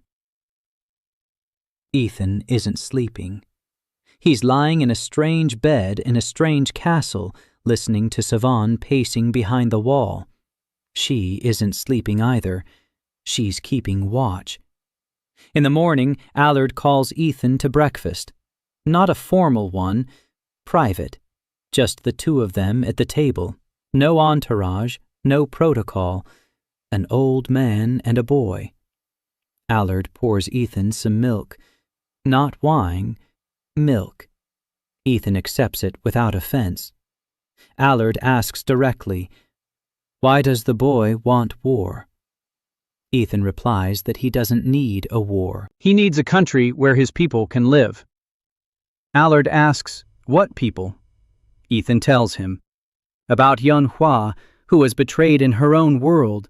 About Ashley, whose name was erased from history. About Layla, who lost her family. About Savan, who lost her clan. About Hosokawa, who lost his honor. He doesn't call them weapons. He doesn't call them generals. He calls them the people to whom he owes a home. Allard listens. Then he is silent for a long time. Then he says that his son died in battle 20 years ago. That since then he has built Marvin as a fortress, not a military one, but an economic one. That he fears war more than anything in the world, but that he fears even more becoming the next name on Valdemar's list and having no one to stand by his side. Allard reaches his hand across the table. Ethan shakes it. The boy's hand in the old man's. The alliance between Sylvania and Marvin is sealed over breakfast. No seals, no ceremonies, just a handshake. Quan will draw up the papers later, but the handshake came first. The delegation returns to Sylvania in 2 days, with the treaty. Marvin provides 500 infantrymen and 200 cavalrymen under the command of Sylvanian officers, provisions for 3 months, funds to fortify the pass. In return, Sylvania guarantees military aid to Marvin in the event of Kagran aggression. Ethan arrives in the capital and is met by a crowd, not a large one, about 200 people, but they stand at the gates and shout his name. For the first time. The news sheets have done their job. People know that the boy king went to the Duke. People know he is returned with an alliance. People are beginning to believe. Ethan dismounts. His legs are shaking. He turns to Yanhua and quietly says that now they have 2,200 soldiers against 20,000. Yanhua replies that at the Thorn Pass, it's almost a fair fight. Almost. 7 months since Ethan's awakening. 4 months until the expected Kagran invasion. Ethan is conducting the 7th draft, the penultimate safe one. After this, there will be 3 left until the limit. Layla stands next to the draft circle with the face of someone watching a friend jump off a cliff. Ethan is focused. He needs a mage. The Kagrana army includes battle mages. According to Hosokawa's latest data, not 5, 7. Adran battle magic is fire, shields, weapon enhancement. You can fight it with conventional means, but the losses will be catastrophic. Ethan formulates his request. Not a mage. A person who understands energy, forces that cannot be seen but can be directed. He doesn't know if magic exists in other worlds, but he knows that the summoning adapts the summoned to Adran's rules. Language comes instantly. Perhaps magic will come too, if the summoned has a predisposition. Offerings. A rock crystal. A candle with a blue flame. A bowl of water from a mountain spring. And a page from an old textbook on magic that Master Renard gave Ethan in the early days. Light. A blow. Powerful. Ethan coughs, blood on his lips. Layla grabs him by the shoulder. He stands. An old man steps out of the circle. Small, thin, about 60 years old. Bald head, long beard, eyes narrowed like those of a man accustomed to looking at the sun. His clothes are strange, loose-fitting, white, resembling a monk's robe. The old man stands in the circle and doesn't move. He doesn't look around. He doesn't look for a way out. He stands and breathes, deeply, slowly, as if listening to something the others can't hear. Then he opens his eyes. He looks at Ethan and says that the boy needs to sit down before he falls. His voice is quiet, steady, with an accent that none of the other chosen have. His name is Wan Chol. In his world, he was a master, not a soldier, not a scientist, a master of internal energy, a healer who treated with his hands, not herbs, who sensed the flows of energy in the human body and could direct them. Wan Chol died at the age of 78, peacefully, in his sleep, the only one of Ethan's chosen who died a natural death. The first thing Wan Chol does in Adran is sit down on the floor of the recruitment hall and close his eyes. He sits for an hour, 2, 3. No one dares to disturb him, not even Yun Hua. 3 hours later, he opens his eyes and says that there is power in this world. A lot of power. It flows through the earth like water through stone, and that he can feel it. Master Renard drops his inkwell. The old mage has spent his life studying magic from books. Wan Chol feels it with his skin. The following days show that the summoning didn't work the way Ethan planned. It worked better. Wan Chol isn't a battle mage.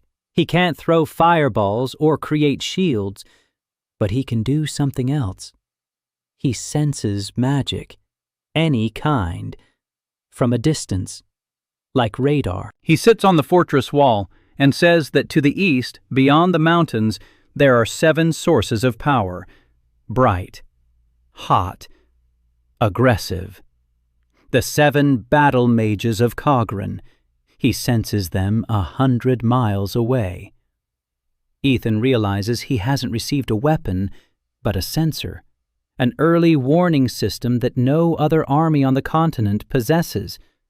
Kagran won't be able to bring the mages in unnoticed. Their every move will be visible. Every attempt at a stealth attack will be predicted. But Wan Chol does something else. He asks Ethan to sit in front of him. He places his hands on Ethan's shoulders. He closes his eyes and begins to work. Ethan feels warmth, soft, deep, as if someone had lit a candle inside his chest. The pain in his lungs that had been his constant companion since day 1 is subsiding. It doesn't disappear, but it recedes. Wan Chol opens his eyes and says that the boy is destroying himself, that the call is tearing him apart from the inside, like tree roots tearing through stone, that he can slow the process, but not stop it. Every new call will take more, and that the boy should consider whether what he is building is worth the price he is paying. Ethan replies that it is. Wanchol looks at him for a long time. Then he nods and begins to come every morning for an hour. He sits beside him, works with Ethan's energy, slows the destruction, gives the body time to recover that it never had. Jella observes the sessions and takes notes. She doesn't understand the mechanism, but she sees the results. His pulse stabilizes. His complexion improves. For the first time in months, Ethan wakes up without chest pain. Meanwhile, Kagran is accelerating. Hosokawa intercepts a new report, not via a cook nor via a merchant, via a pigeon, a professional connection. The report is encrypted. Hosokawa decrypts it in 2 days. The content: Archduke Waldemar has begun mobilization, sooner than expected, not in 4 months, in 2. The Kagran army will march with the first snow. 20,000 infantry, 3,000 cavalry, 7 battle mages, siege engines, a full force to destroy a small kingdom.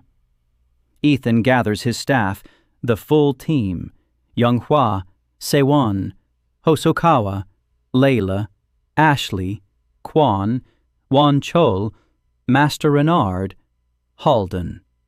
9 people at the table with a map of Sylvania in the center.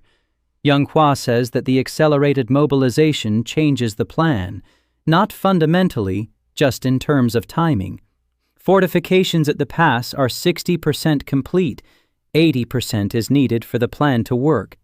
Ashley says she can speed up construction if she gets 50 more workers. Ethan nods. Halden says the Marvin soldiers will arrive in 3 weeks. 500 infantrymen, 200 cavalrymen. They need to be integrated into the structure Sylvan has built. Sylvan nods. She says she can handle it.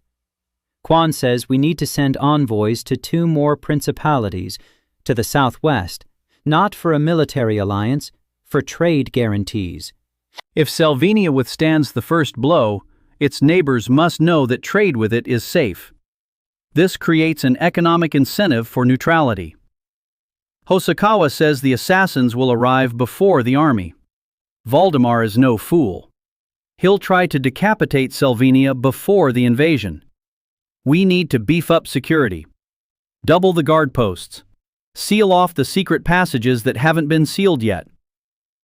Wanchol is silent. Then he says that Kagrana's mages can be slowed down.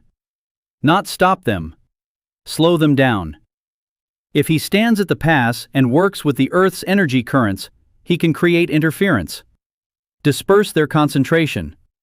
Make their spells weaker and less accurate. Not a shield. Interference. Like noise that makes it hard to hear commands. Yanhua unfolds her fan upward. She understands the value of this suggestion instantly. 7 battle mages are Kagran's main advantage. If their effectiveness drops by even half, the situation changes. Ethan listens to everyone. He takes notes, then he says he has 2 summons left that he can carry out without risking his life. He'll perform both within the next month. The 8th summoning in a week. The 9th in 3 weeks. He'll keep the 10th in reserve, just in case things go wrong. Layla shakes her head. 2 summonings a month is too much. Her body isn't ready. Wanchol says he'll help her recover between summonings. Layla looks at the old man. The old man looks at Layla. For the first time, science and what Layla can't call anything other than magic come to an understanding without words. She nods. Ethan closes the meeting. 9 people disperse, Each has their own task. Each has their own deadline. Ethan remains alone in headquarters and looks at the map. Thorn Pass, 3 bridges, 2 valleys, 5 defensive positions. 2 months until the battle. He places his finger on the map, on the spot where his command tent will stand. A hill, far from the battle, close to the scouts. He is not a commander, not a warrior, Not a hero. He is a product manager who spent 7 years sitting in front of a monitor, shuffling numbers in spreadsheets. But here and now, these numbers stand between life and death, and every number is a person. Ethan dedicates the 8th draft to the field commander, not the strategist, not tactician, to the man who will stand in the front line and lead the way. Yanhua sees the war from an eagle's vantage point. Seiwan fights like a beast, but between the plan on the map and the chaos on the battlefield lies a chasm that only one type of person can bridge, the one who stands beneath the arrows and gives orders with a voice that makes soldiers stop being afraid. Offerings in a circle. A shield, not new, battered, with marks from blows. Ethan found it in the armory. A piece of bread, a soldier's, stale, and a small flag of Sylvania, a silver vine on the blue patch, light, a blow. Wan Chul stands nearby, his hand on Ethan's back. The old man's energy flows like a warm stream. It softens the recoil. Ethan remains on his feet. He coughs, but he stands. A man steps out of the circle, 30 years old, broad-shouldered, a weathered face, scarred hands, short hair. He stands and surveys the room with the eyes of a soldier, the walls, the ceiling, the corners, the door, the people.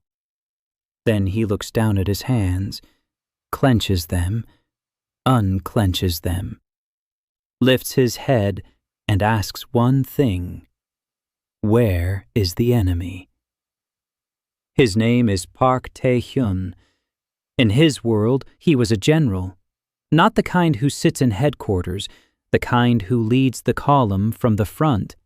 He defended a fortress with 1,000 soldiers against 10,000, held out for 7 days, lost an arm, continued to command.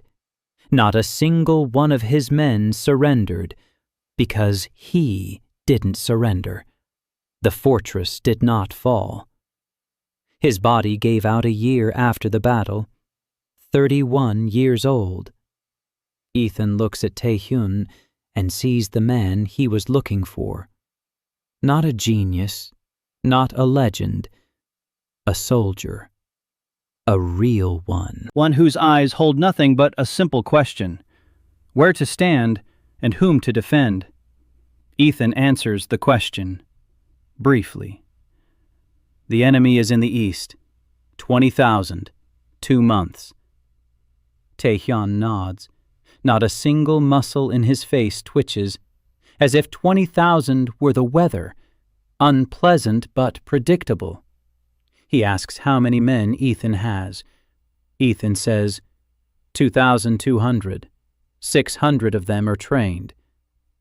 Tae-hyun nods again. He asks who's in command. Ethan points to Yanhua. Tae-hyun looks at the woman with the fan. A pause. Not contempt like Hosokawa's on the first day. An assessment. Professional.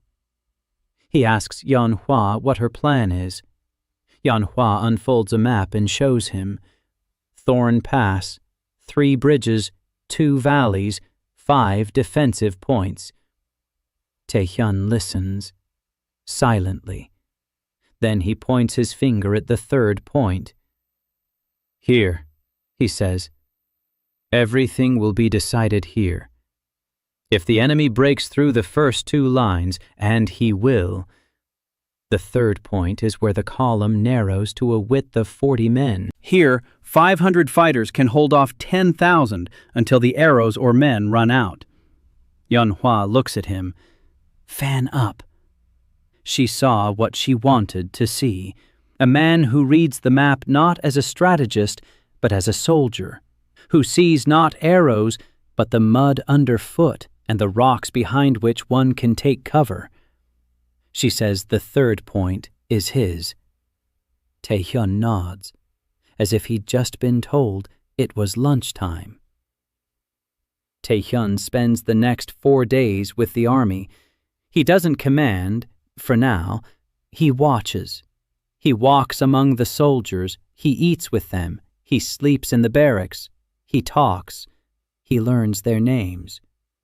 By the third day, he knows the names of each of the 600 trained soldiers. By the fourth, they know his. Sewon is wary of him for the first 2 days. Then they spar on the training ground.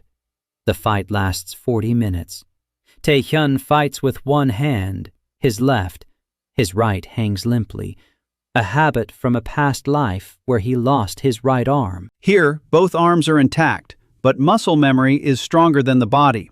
Sylvania wins. Barely. Then she holds out her hand to him and says, he's good. Taehyun takes her hand and says she's better, and that her soldiers are lucky.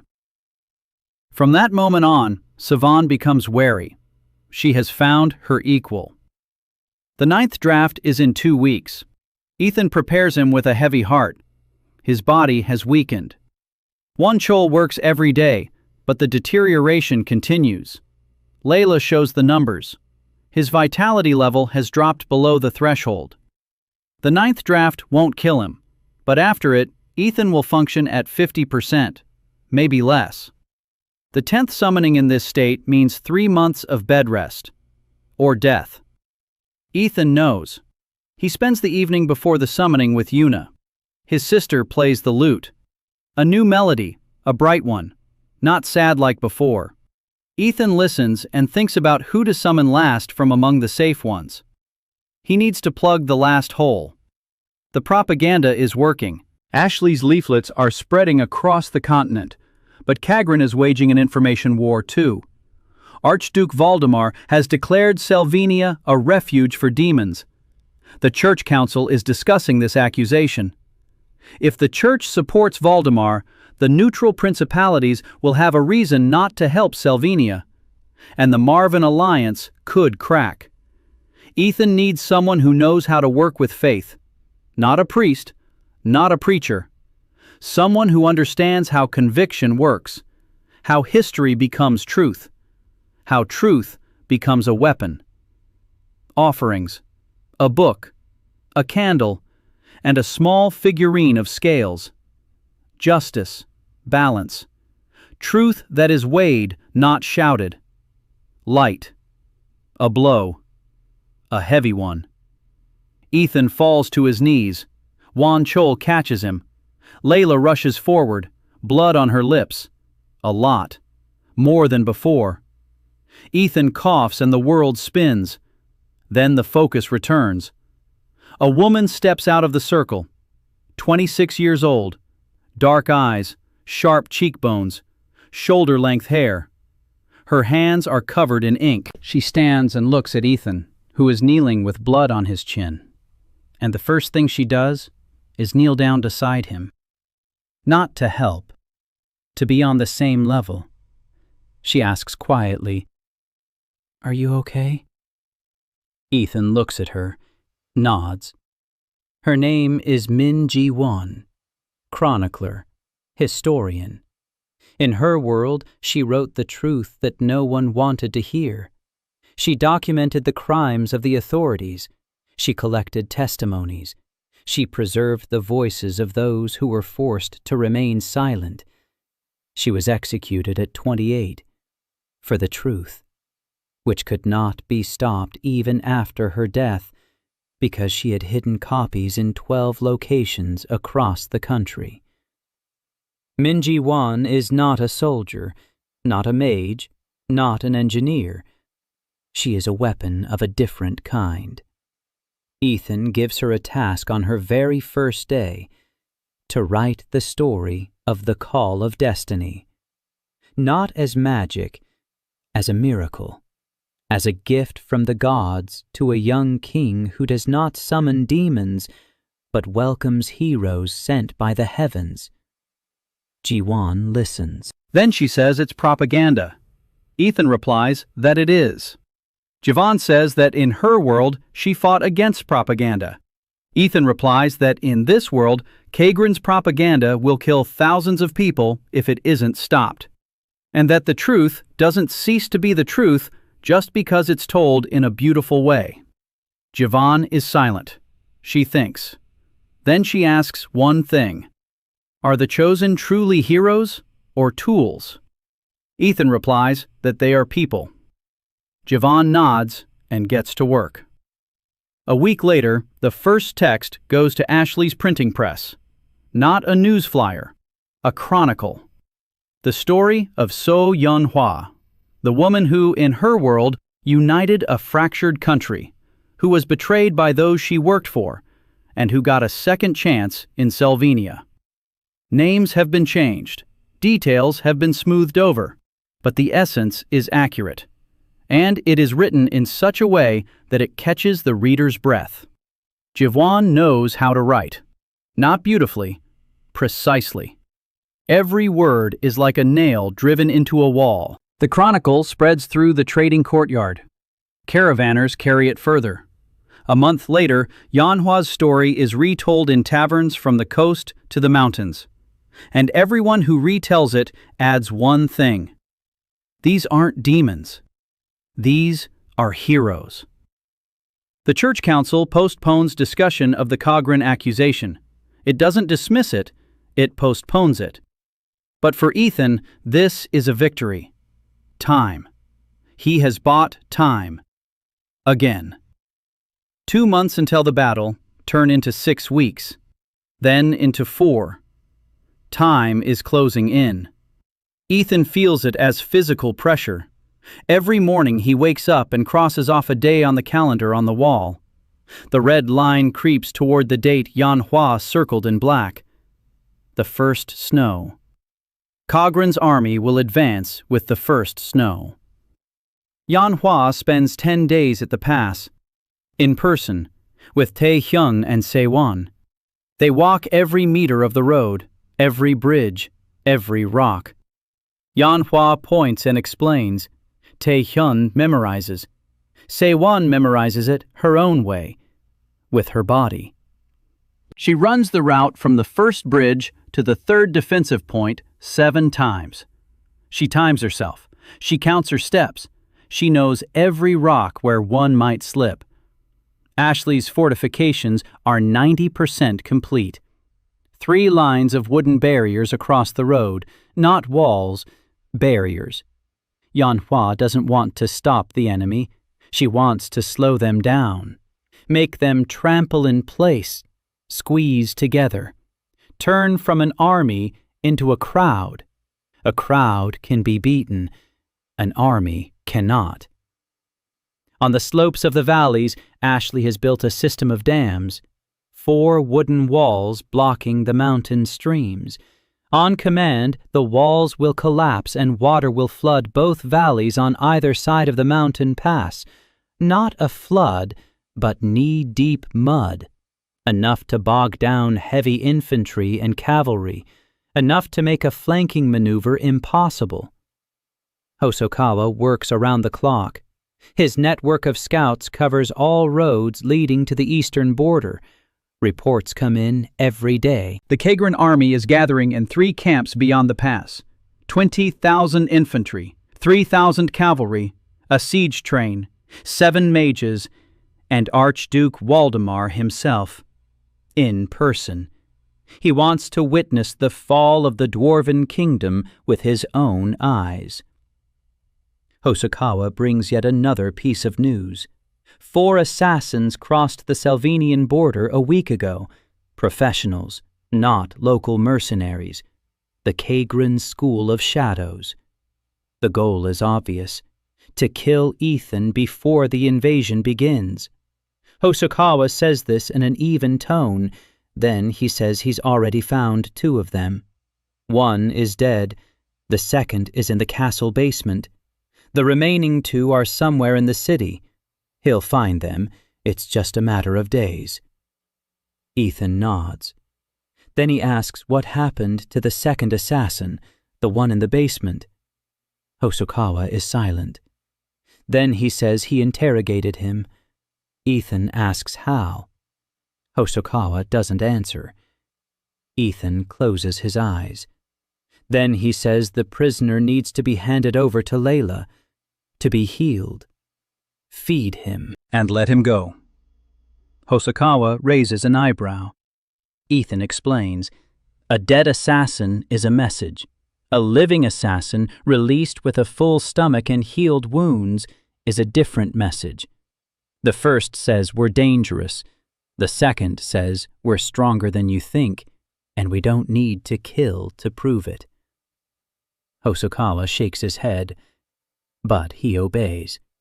3 days later, he finds the third assassin, on the roof of the building across from Ethan's quarters, with a crossbow. Sylvania is faster.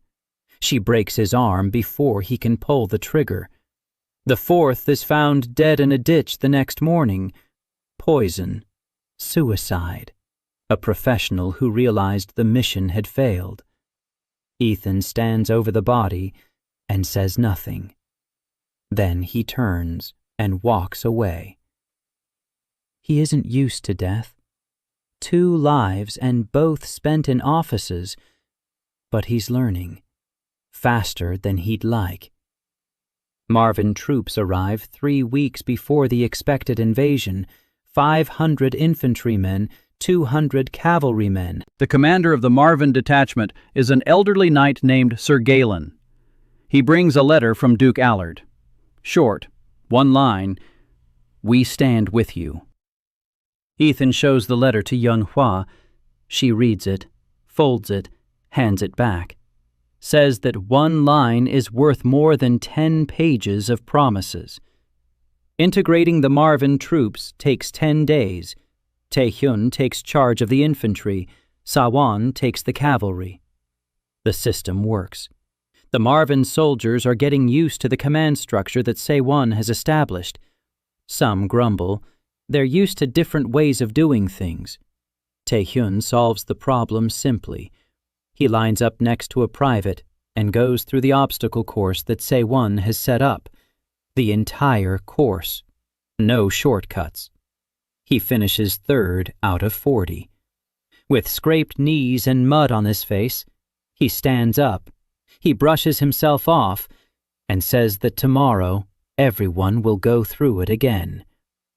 The grumbling stops. Ethan spends the last few days before the invasion in 2 places, headquarters and Yuna's quarters. At headquarters, he works with Young Hua on the final version of the plan. Every detail is checked 3 times.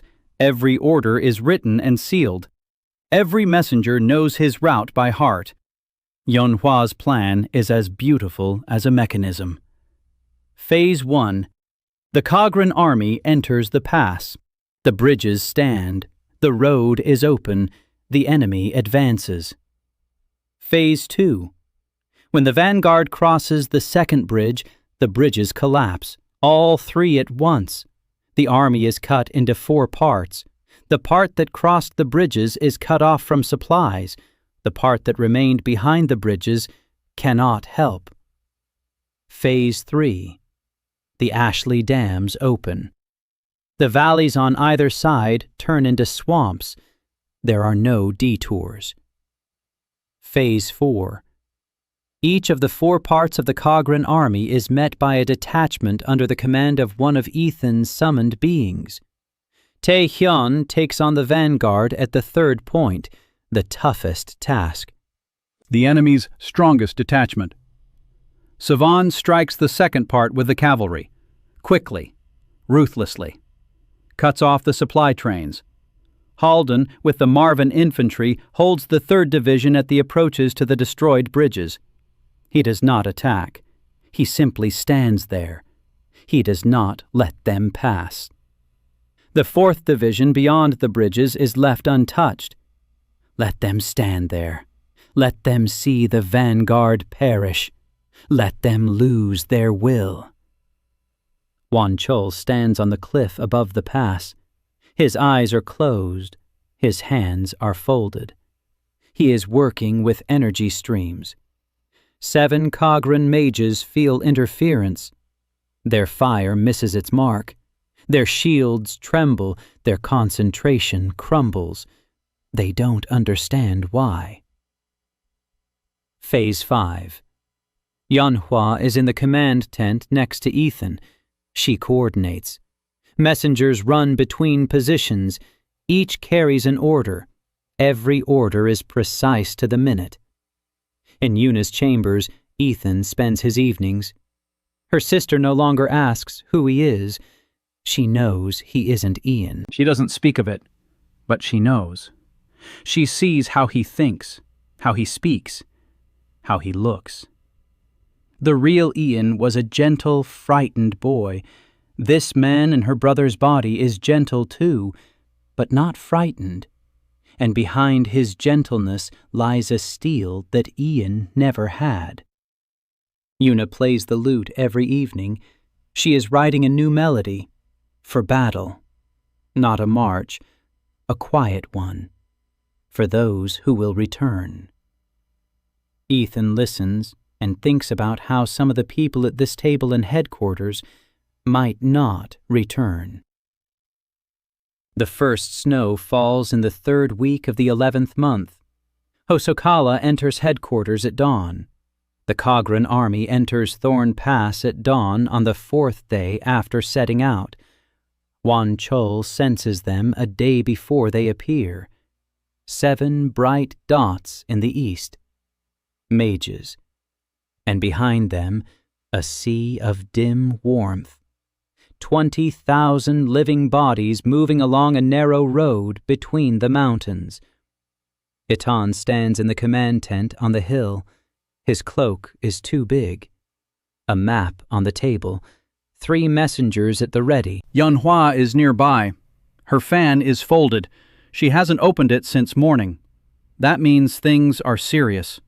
There's no time for gestures, only words. Taehyun is at the 3rd point. 500 soldiers. The best. The ones Sewon trained for 6 months. Taehyun stands at the front of the formation, not behind, ahead.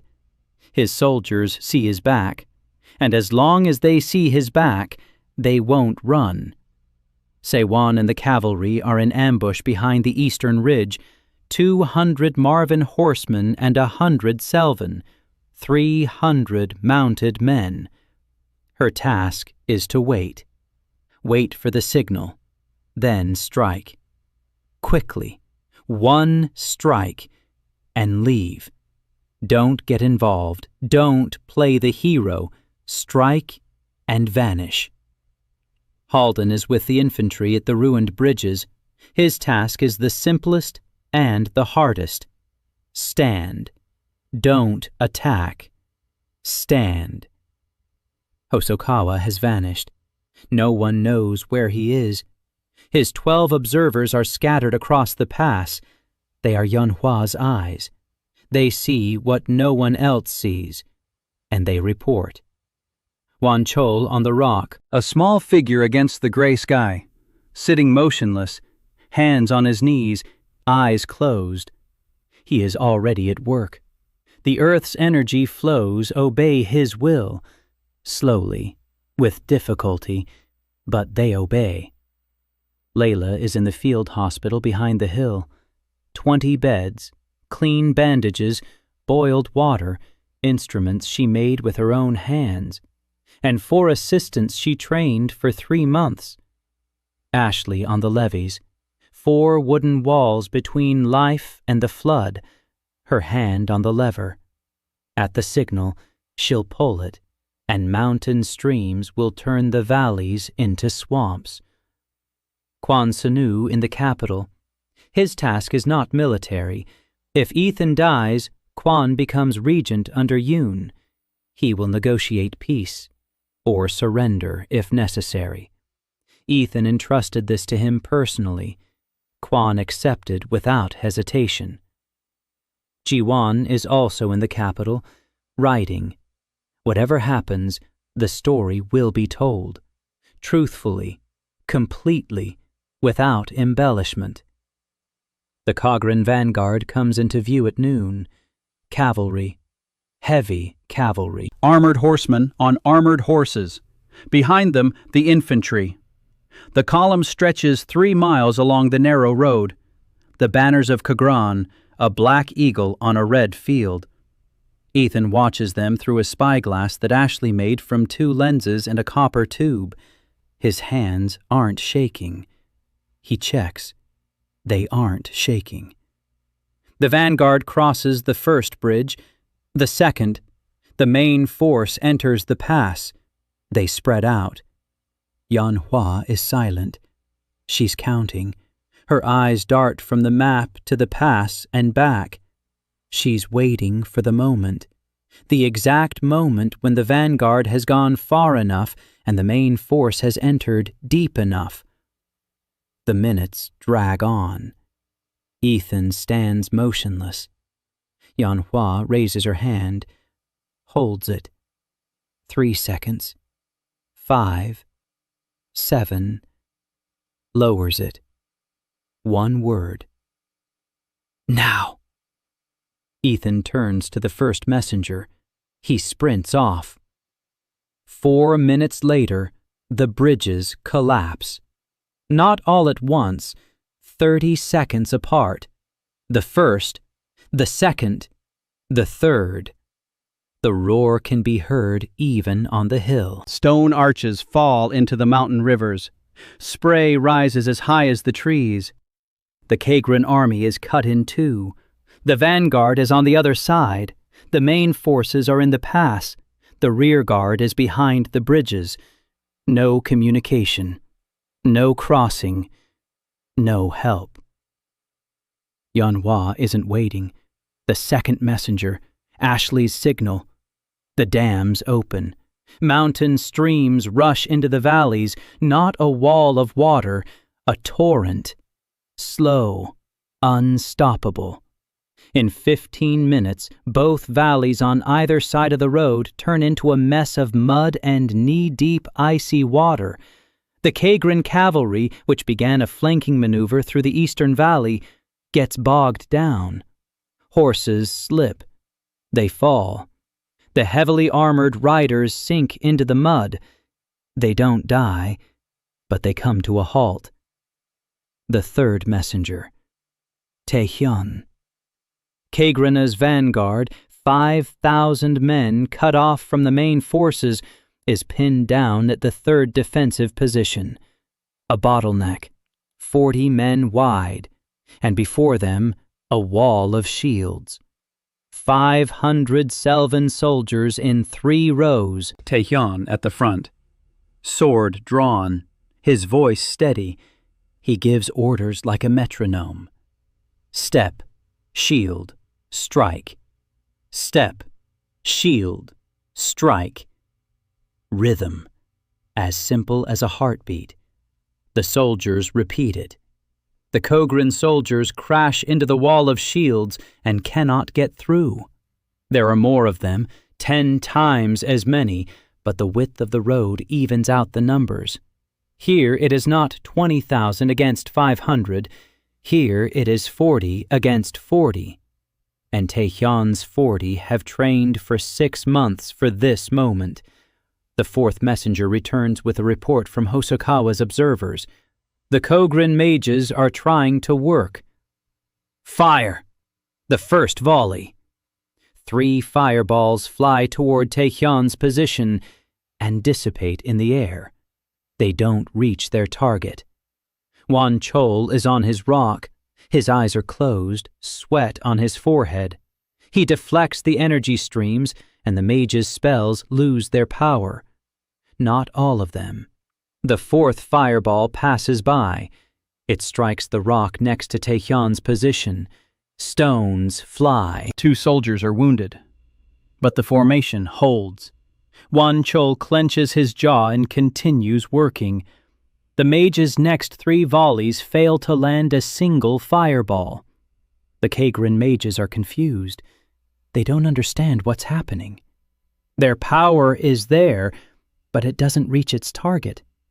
It's as if the air has thickened and won't let the fire through. Sewan waits for her moment.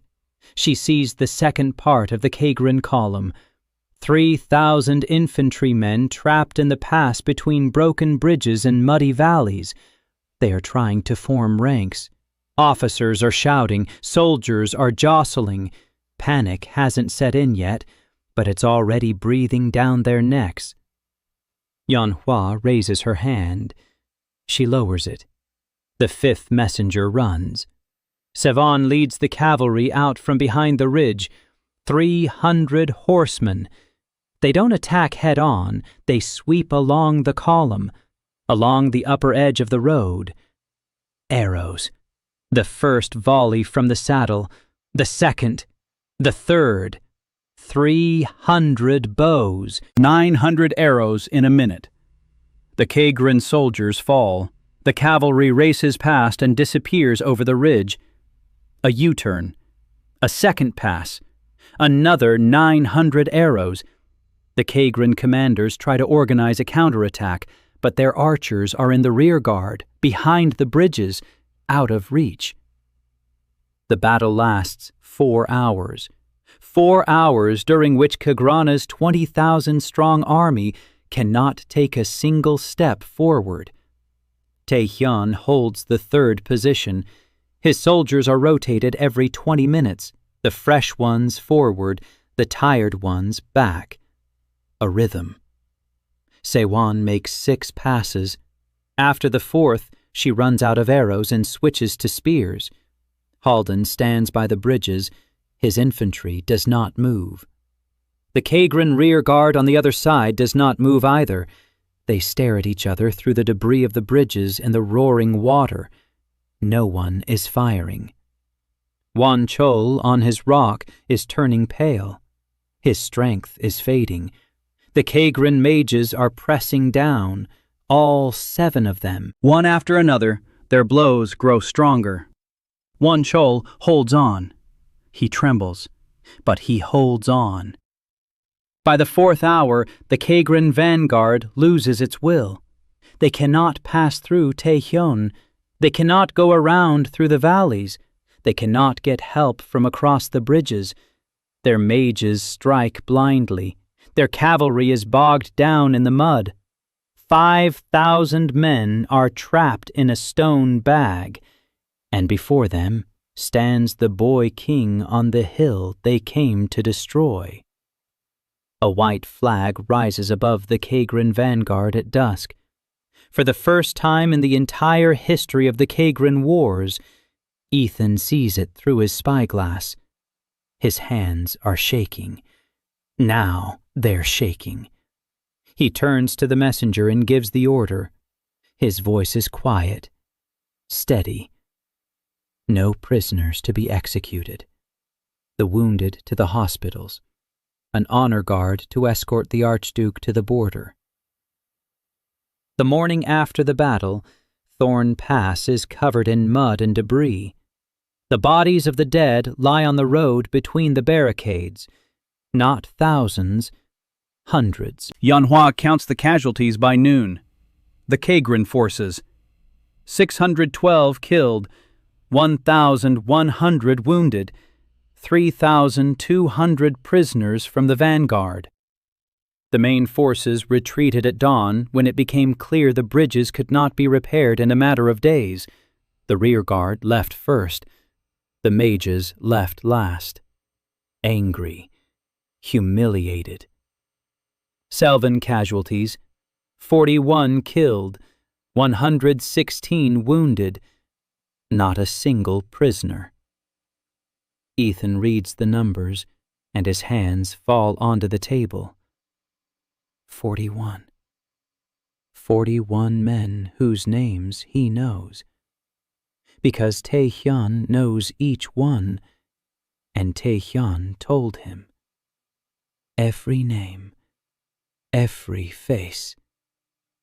Ethan orders the names to be recorded. Every single one. Jiwan will record them in the chronicle, not in the casualty list, in the list of heroes. Archduke Waldemar leaves the pass with a convoy of 20 horsemen under the banner of peace. Hosokawa sees him off to the border, personally, not out of politeness, out of caution. Waldemar rides in silence. His face is impassive. His eyes look straight ahead. He is not defeated. He is trapped. His army is intact, 20,000 minus the losses of the vanguard, but the moral blow is stronger than any losses. A dwarf kingdom. A boy king. 2 months ago, the entire continent laughed at him. Now his banner stands over the pass where Kagrana's army was defeated. At the border, Hosokawa delivers a message from Ethan to Waldemar. A letter. Short. Polite. Ethan writes that he respects the Archduke, that he understands his dream of uniting the continent, and that he proposes a different path. Not through force, through example. Ethan writes that Waldemar wanted to unite the continent by the sword, but Ethan wants them to ask to join his kingdom of their own accord, and that 10 years will show whose method is better. Waldemar reads the letter, folds it, puts it in his glove. Does not reply. He leaves. Hosokawa returns and reports that the Archduke has kept the letter. He didn't throw it away. He didn't tear it up. He kept it. Ethan nods. That's enough. Return to the capital. Ethan rides on horseback. Every step the horse takes is felt as pain in his chest. 3 call-ups in the last few months. Battle, sleepless nights. His body is at its limit. Layla rides beside him and doesn't take her eyes off him. Wan Chol rides behind. The old man is also at his limit. Working with Kagran's magic has drained him completely, but he sits upright in the saddle and breathes evenly, the discipline of an old master. The capital greets them. This time, not 200 people, thousands. The streets are packed. People are shouting, crying, throwing flowers under the hooves. Jiwan's leaflets have done their job. The whole city knows what happened at the pass. It knows every detail, because Jiwan sent the first report by carrier pigeon even before the battle ended. Ethan rides through the castle gates and dismounts. His legs give way. Sevan catches him. She is always by his side. Taehyun stands at the gate and salutes. Not to the king, to the commander. For the first time ever, there is something other than calm in his eyes. Respect. The throne room. Ethan enters and sees them, everyone. Yeonhwa, Sevan, Hosokawa, Layla, Ashley, Taehyun, Wan Chol, Kwan, Jiwan, Master Renard, Halden, and Yuna. The entire group, in full regalia. They stand in 2 rows along the hall, silently. Ethan thinks they've come to report on the losses, to analyze the battle, to plan the next steps. Yeonhwa steps forward. She bows, deeply, deeper than protocol, deeper than a strategist is supposed to bow before a king. She speaks. She says they held a meeting, all who were summoned, all 9, without Ethan. And they made a decision, unanimously. She says that none of them will return home, even if the opportunity arises. That home is here now. That Sylvania is their home. That the boy who pulled them out of the darkness and gave each of them a name, a place, and a purpose has become the one they are ready to stand by until the end. Silence. Ethan stands at the entrance to the throne room. A cloak that doesn't fit. Blood on his lips that he didn't have time to wipe away. A 14-year-old body that can barely stand on its own. And 9 people from 9 different worlds standing before him, saying they won't go anywhere. Ethan sits down. Not on the throne, on the steps. Right on the stone steps at the foot of the throne. And he cries. For the first time since the transfer. Silently. Tears stream down his pale cheeks and drip onto the stone. Yuna approaches first. She sits down beside him. She picks up the lute. She begins to play that very melody, a new one, for those who have returned. Savan approaches from behind. She silently embraces him, gently, as if embracing something fragile and priceless. Ashley takes off his glasses, wipes them, Puts them back on. His eyes are red. Layla turns away, because if she looks, she'll start too, and then the hospital will be left without its chief surgeon. Taehyun stands upright. He doesn't move, but his fists are clenched so tight his knuckles are white. Hosokawa stands by the wall, arms crossed. His face is inscrutable, but he hasn't left. He could have left. He could always have left. He stands there. Wan Chol sits on the floor in the corner and smiles, quietly, like a man who has seen what he has been searching for his whole life. Kwan stands with his hands folded in front of him, a diplomat, a man of words, and right now, he has no words, because no words are needed. Ji-won stands by the column and writes, quickly, without looking up. She is writing this scene, right now. Because 100 years from now, people must know what happened in this hall, and how the boy king sat on the steps and wept, not from grief, from something for which there is no word in the Adran language. Ethan looks up, wipes his face with his sleeve, looks at them, at each one, and says a single sentence. He says he is not summoning generals. He is calling people home. Yeonhwa opens her fan, upward, for the last time in this chapter. A year and 2 months after Ethan's awakening, winter has retreated. The snow on the pass is melting, the roads are opening up. Caravans are passing through Sylvania more densely than ever. The trading yard has doubled in size.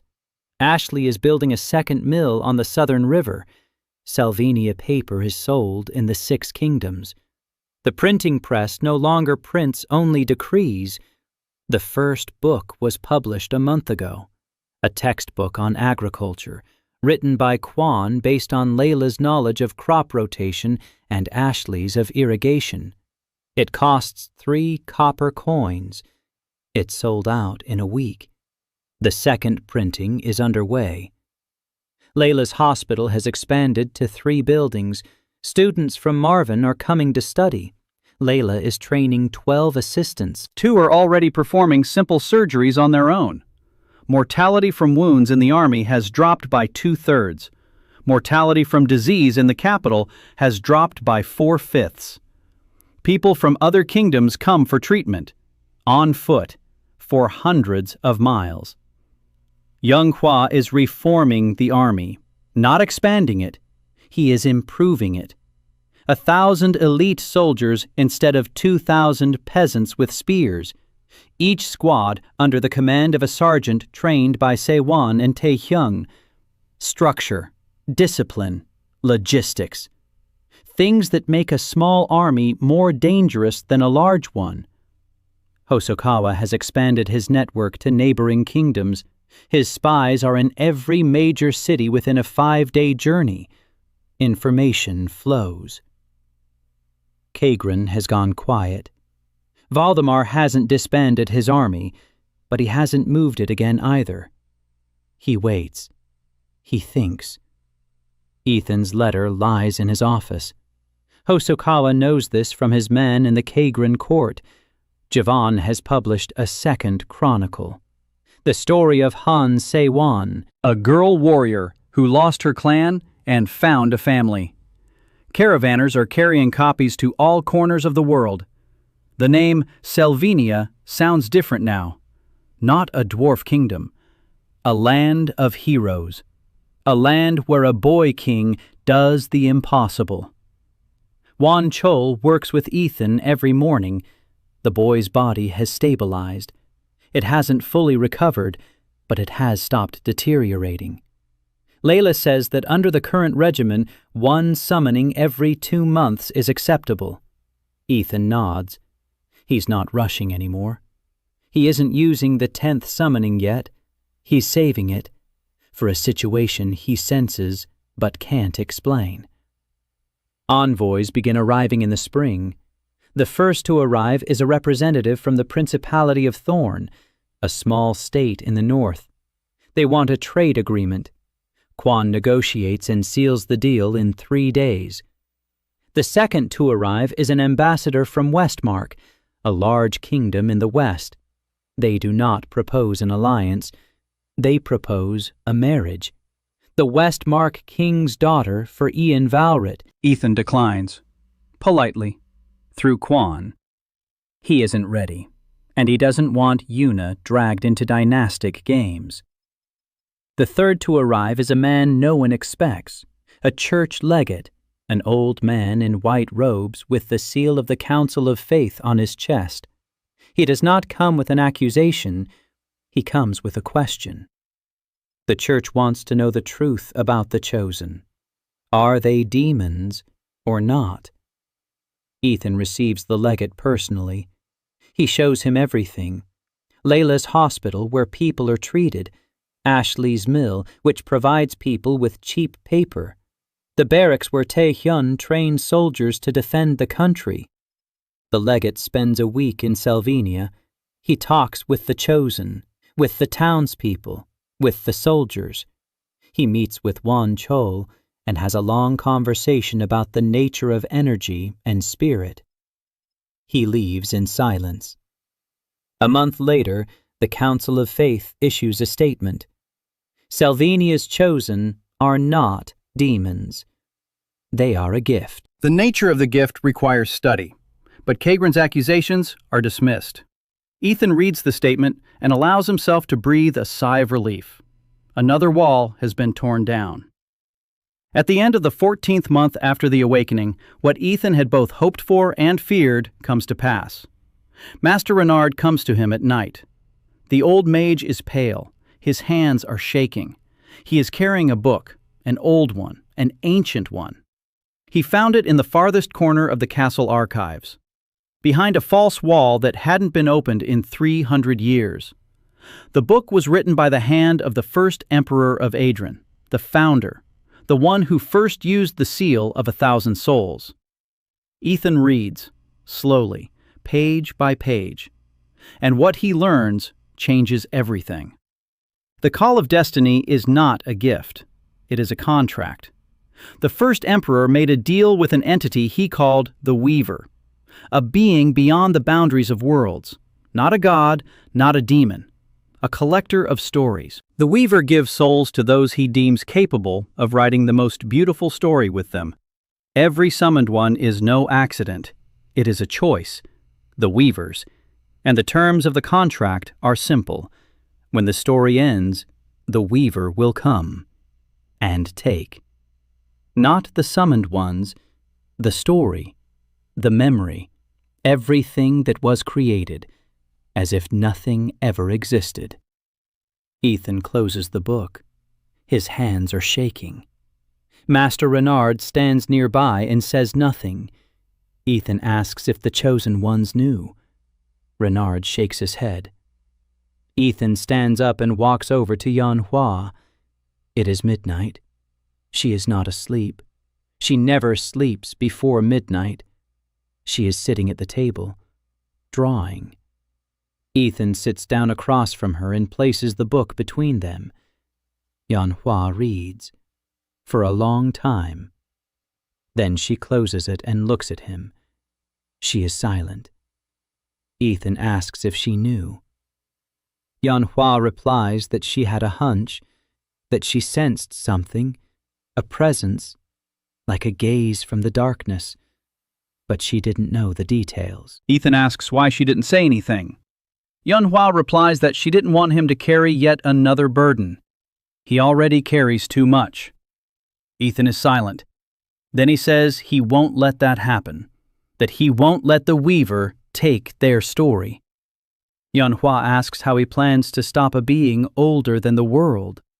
Ethan replies that he doesn't plan to stop it. He intends to negotiate, because that's what he does best. Negotiations, deals, terms. If the Weaver is a collector of stories, then the most valuable story for a collector is the one that continues, the one that never ends. A living story is worth more than a dead one. Yanhua looks at him. Then she opens her fan, upward. Over the next few weeks, Ethan prepares, not for war, for negotiations. With Wan Chol, he studies energy flows. The old man says he senses the Weaver, far away, very far away, but he is approaching, slowly, like a tide. He will come when he decides the story is over. Ethan understands. A story ends when the protagonist achieves his goal or dies. He hasn't died, so the Weaver is waiting for the moment when Ethan decides he has won, when he lets his guard down, when he tells himself it's all over. And then the Weaver will come and say that the story is over. Ethan smiles, because he knows the answer. The story isn't over. It won't be over. Never. Because home isn't a destination. Home is a process. Home is built every day. Every brick. Every conversation. Every cup of tea brewed for the person you love. Home is never finished. Ethan leads the 10th invocation. The last one. Not for war. Not for the army. For negotiations. He enters the circle alone. Without offerings. Without objects. Without focusing on roles. He focuses on one thing. On the question. Who are you? Light. A blow. The strongest of all. Ethan falls. Blood on his lips. On his chin. On the stone.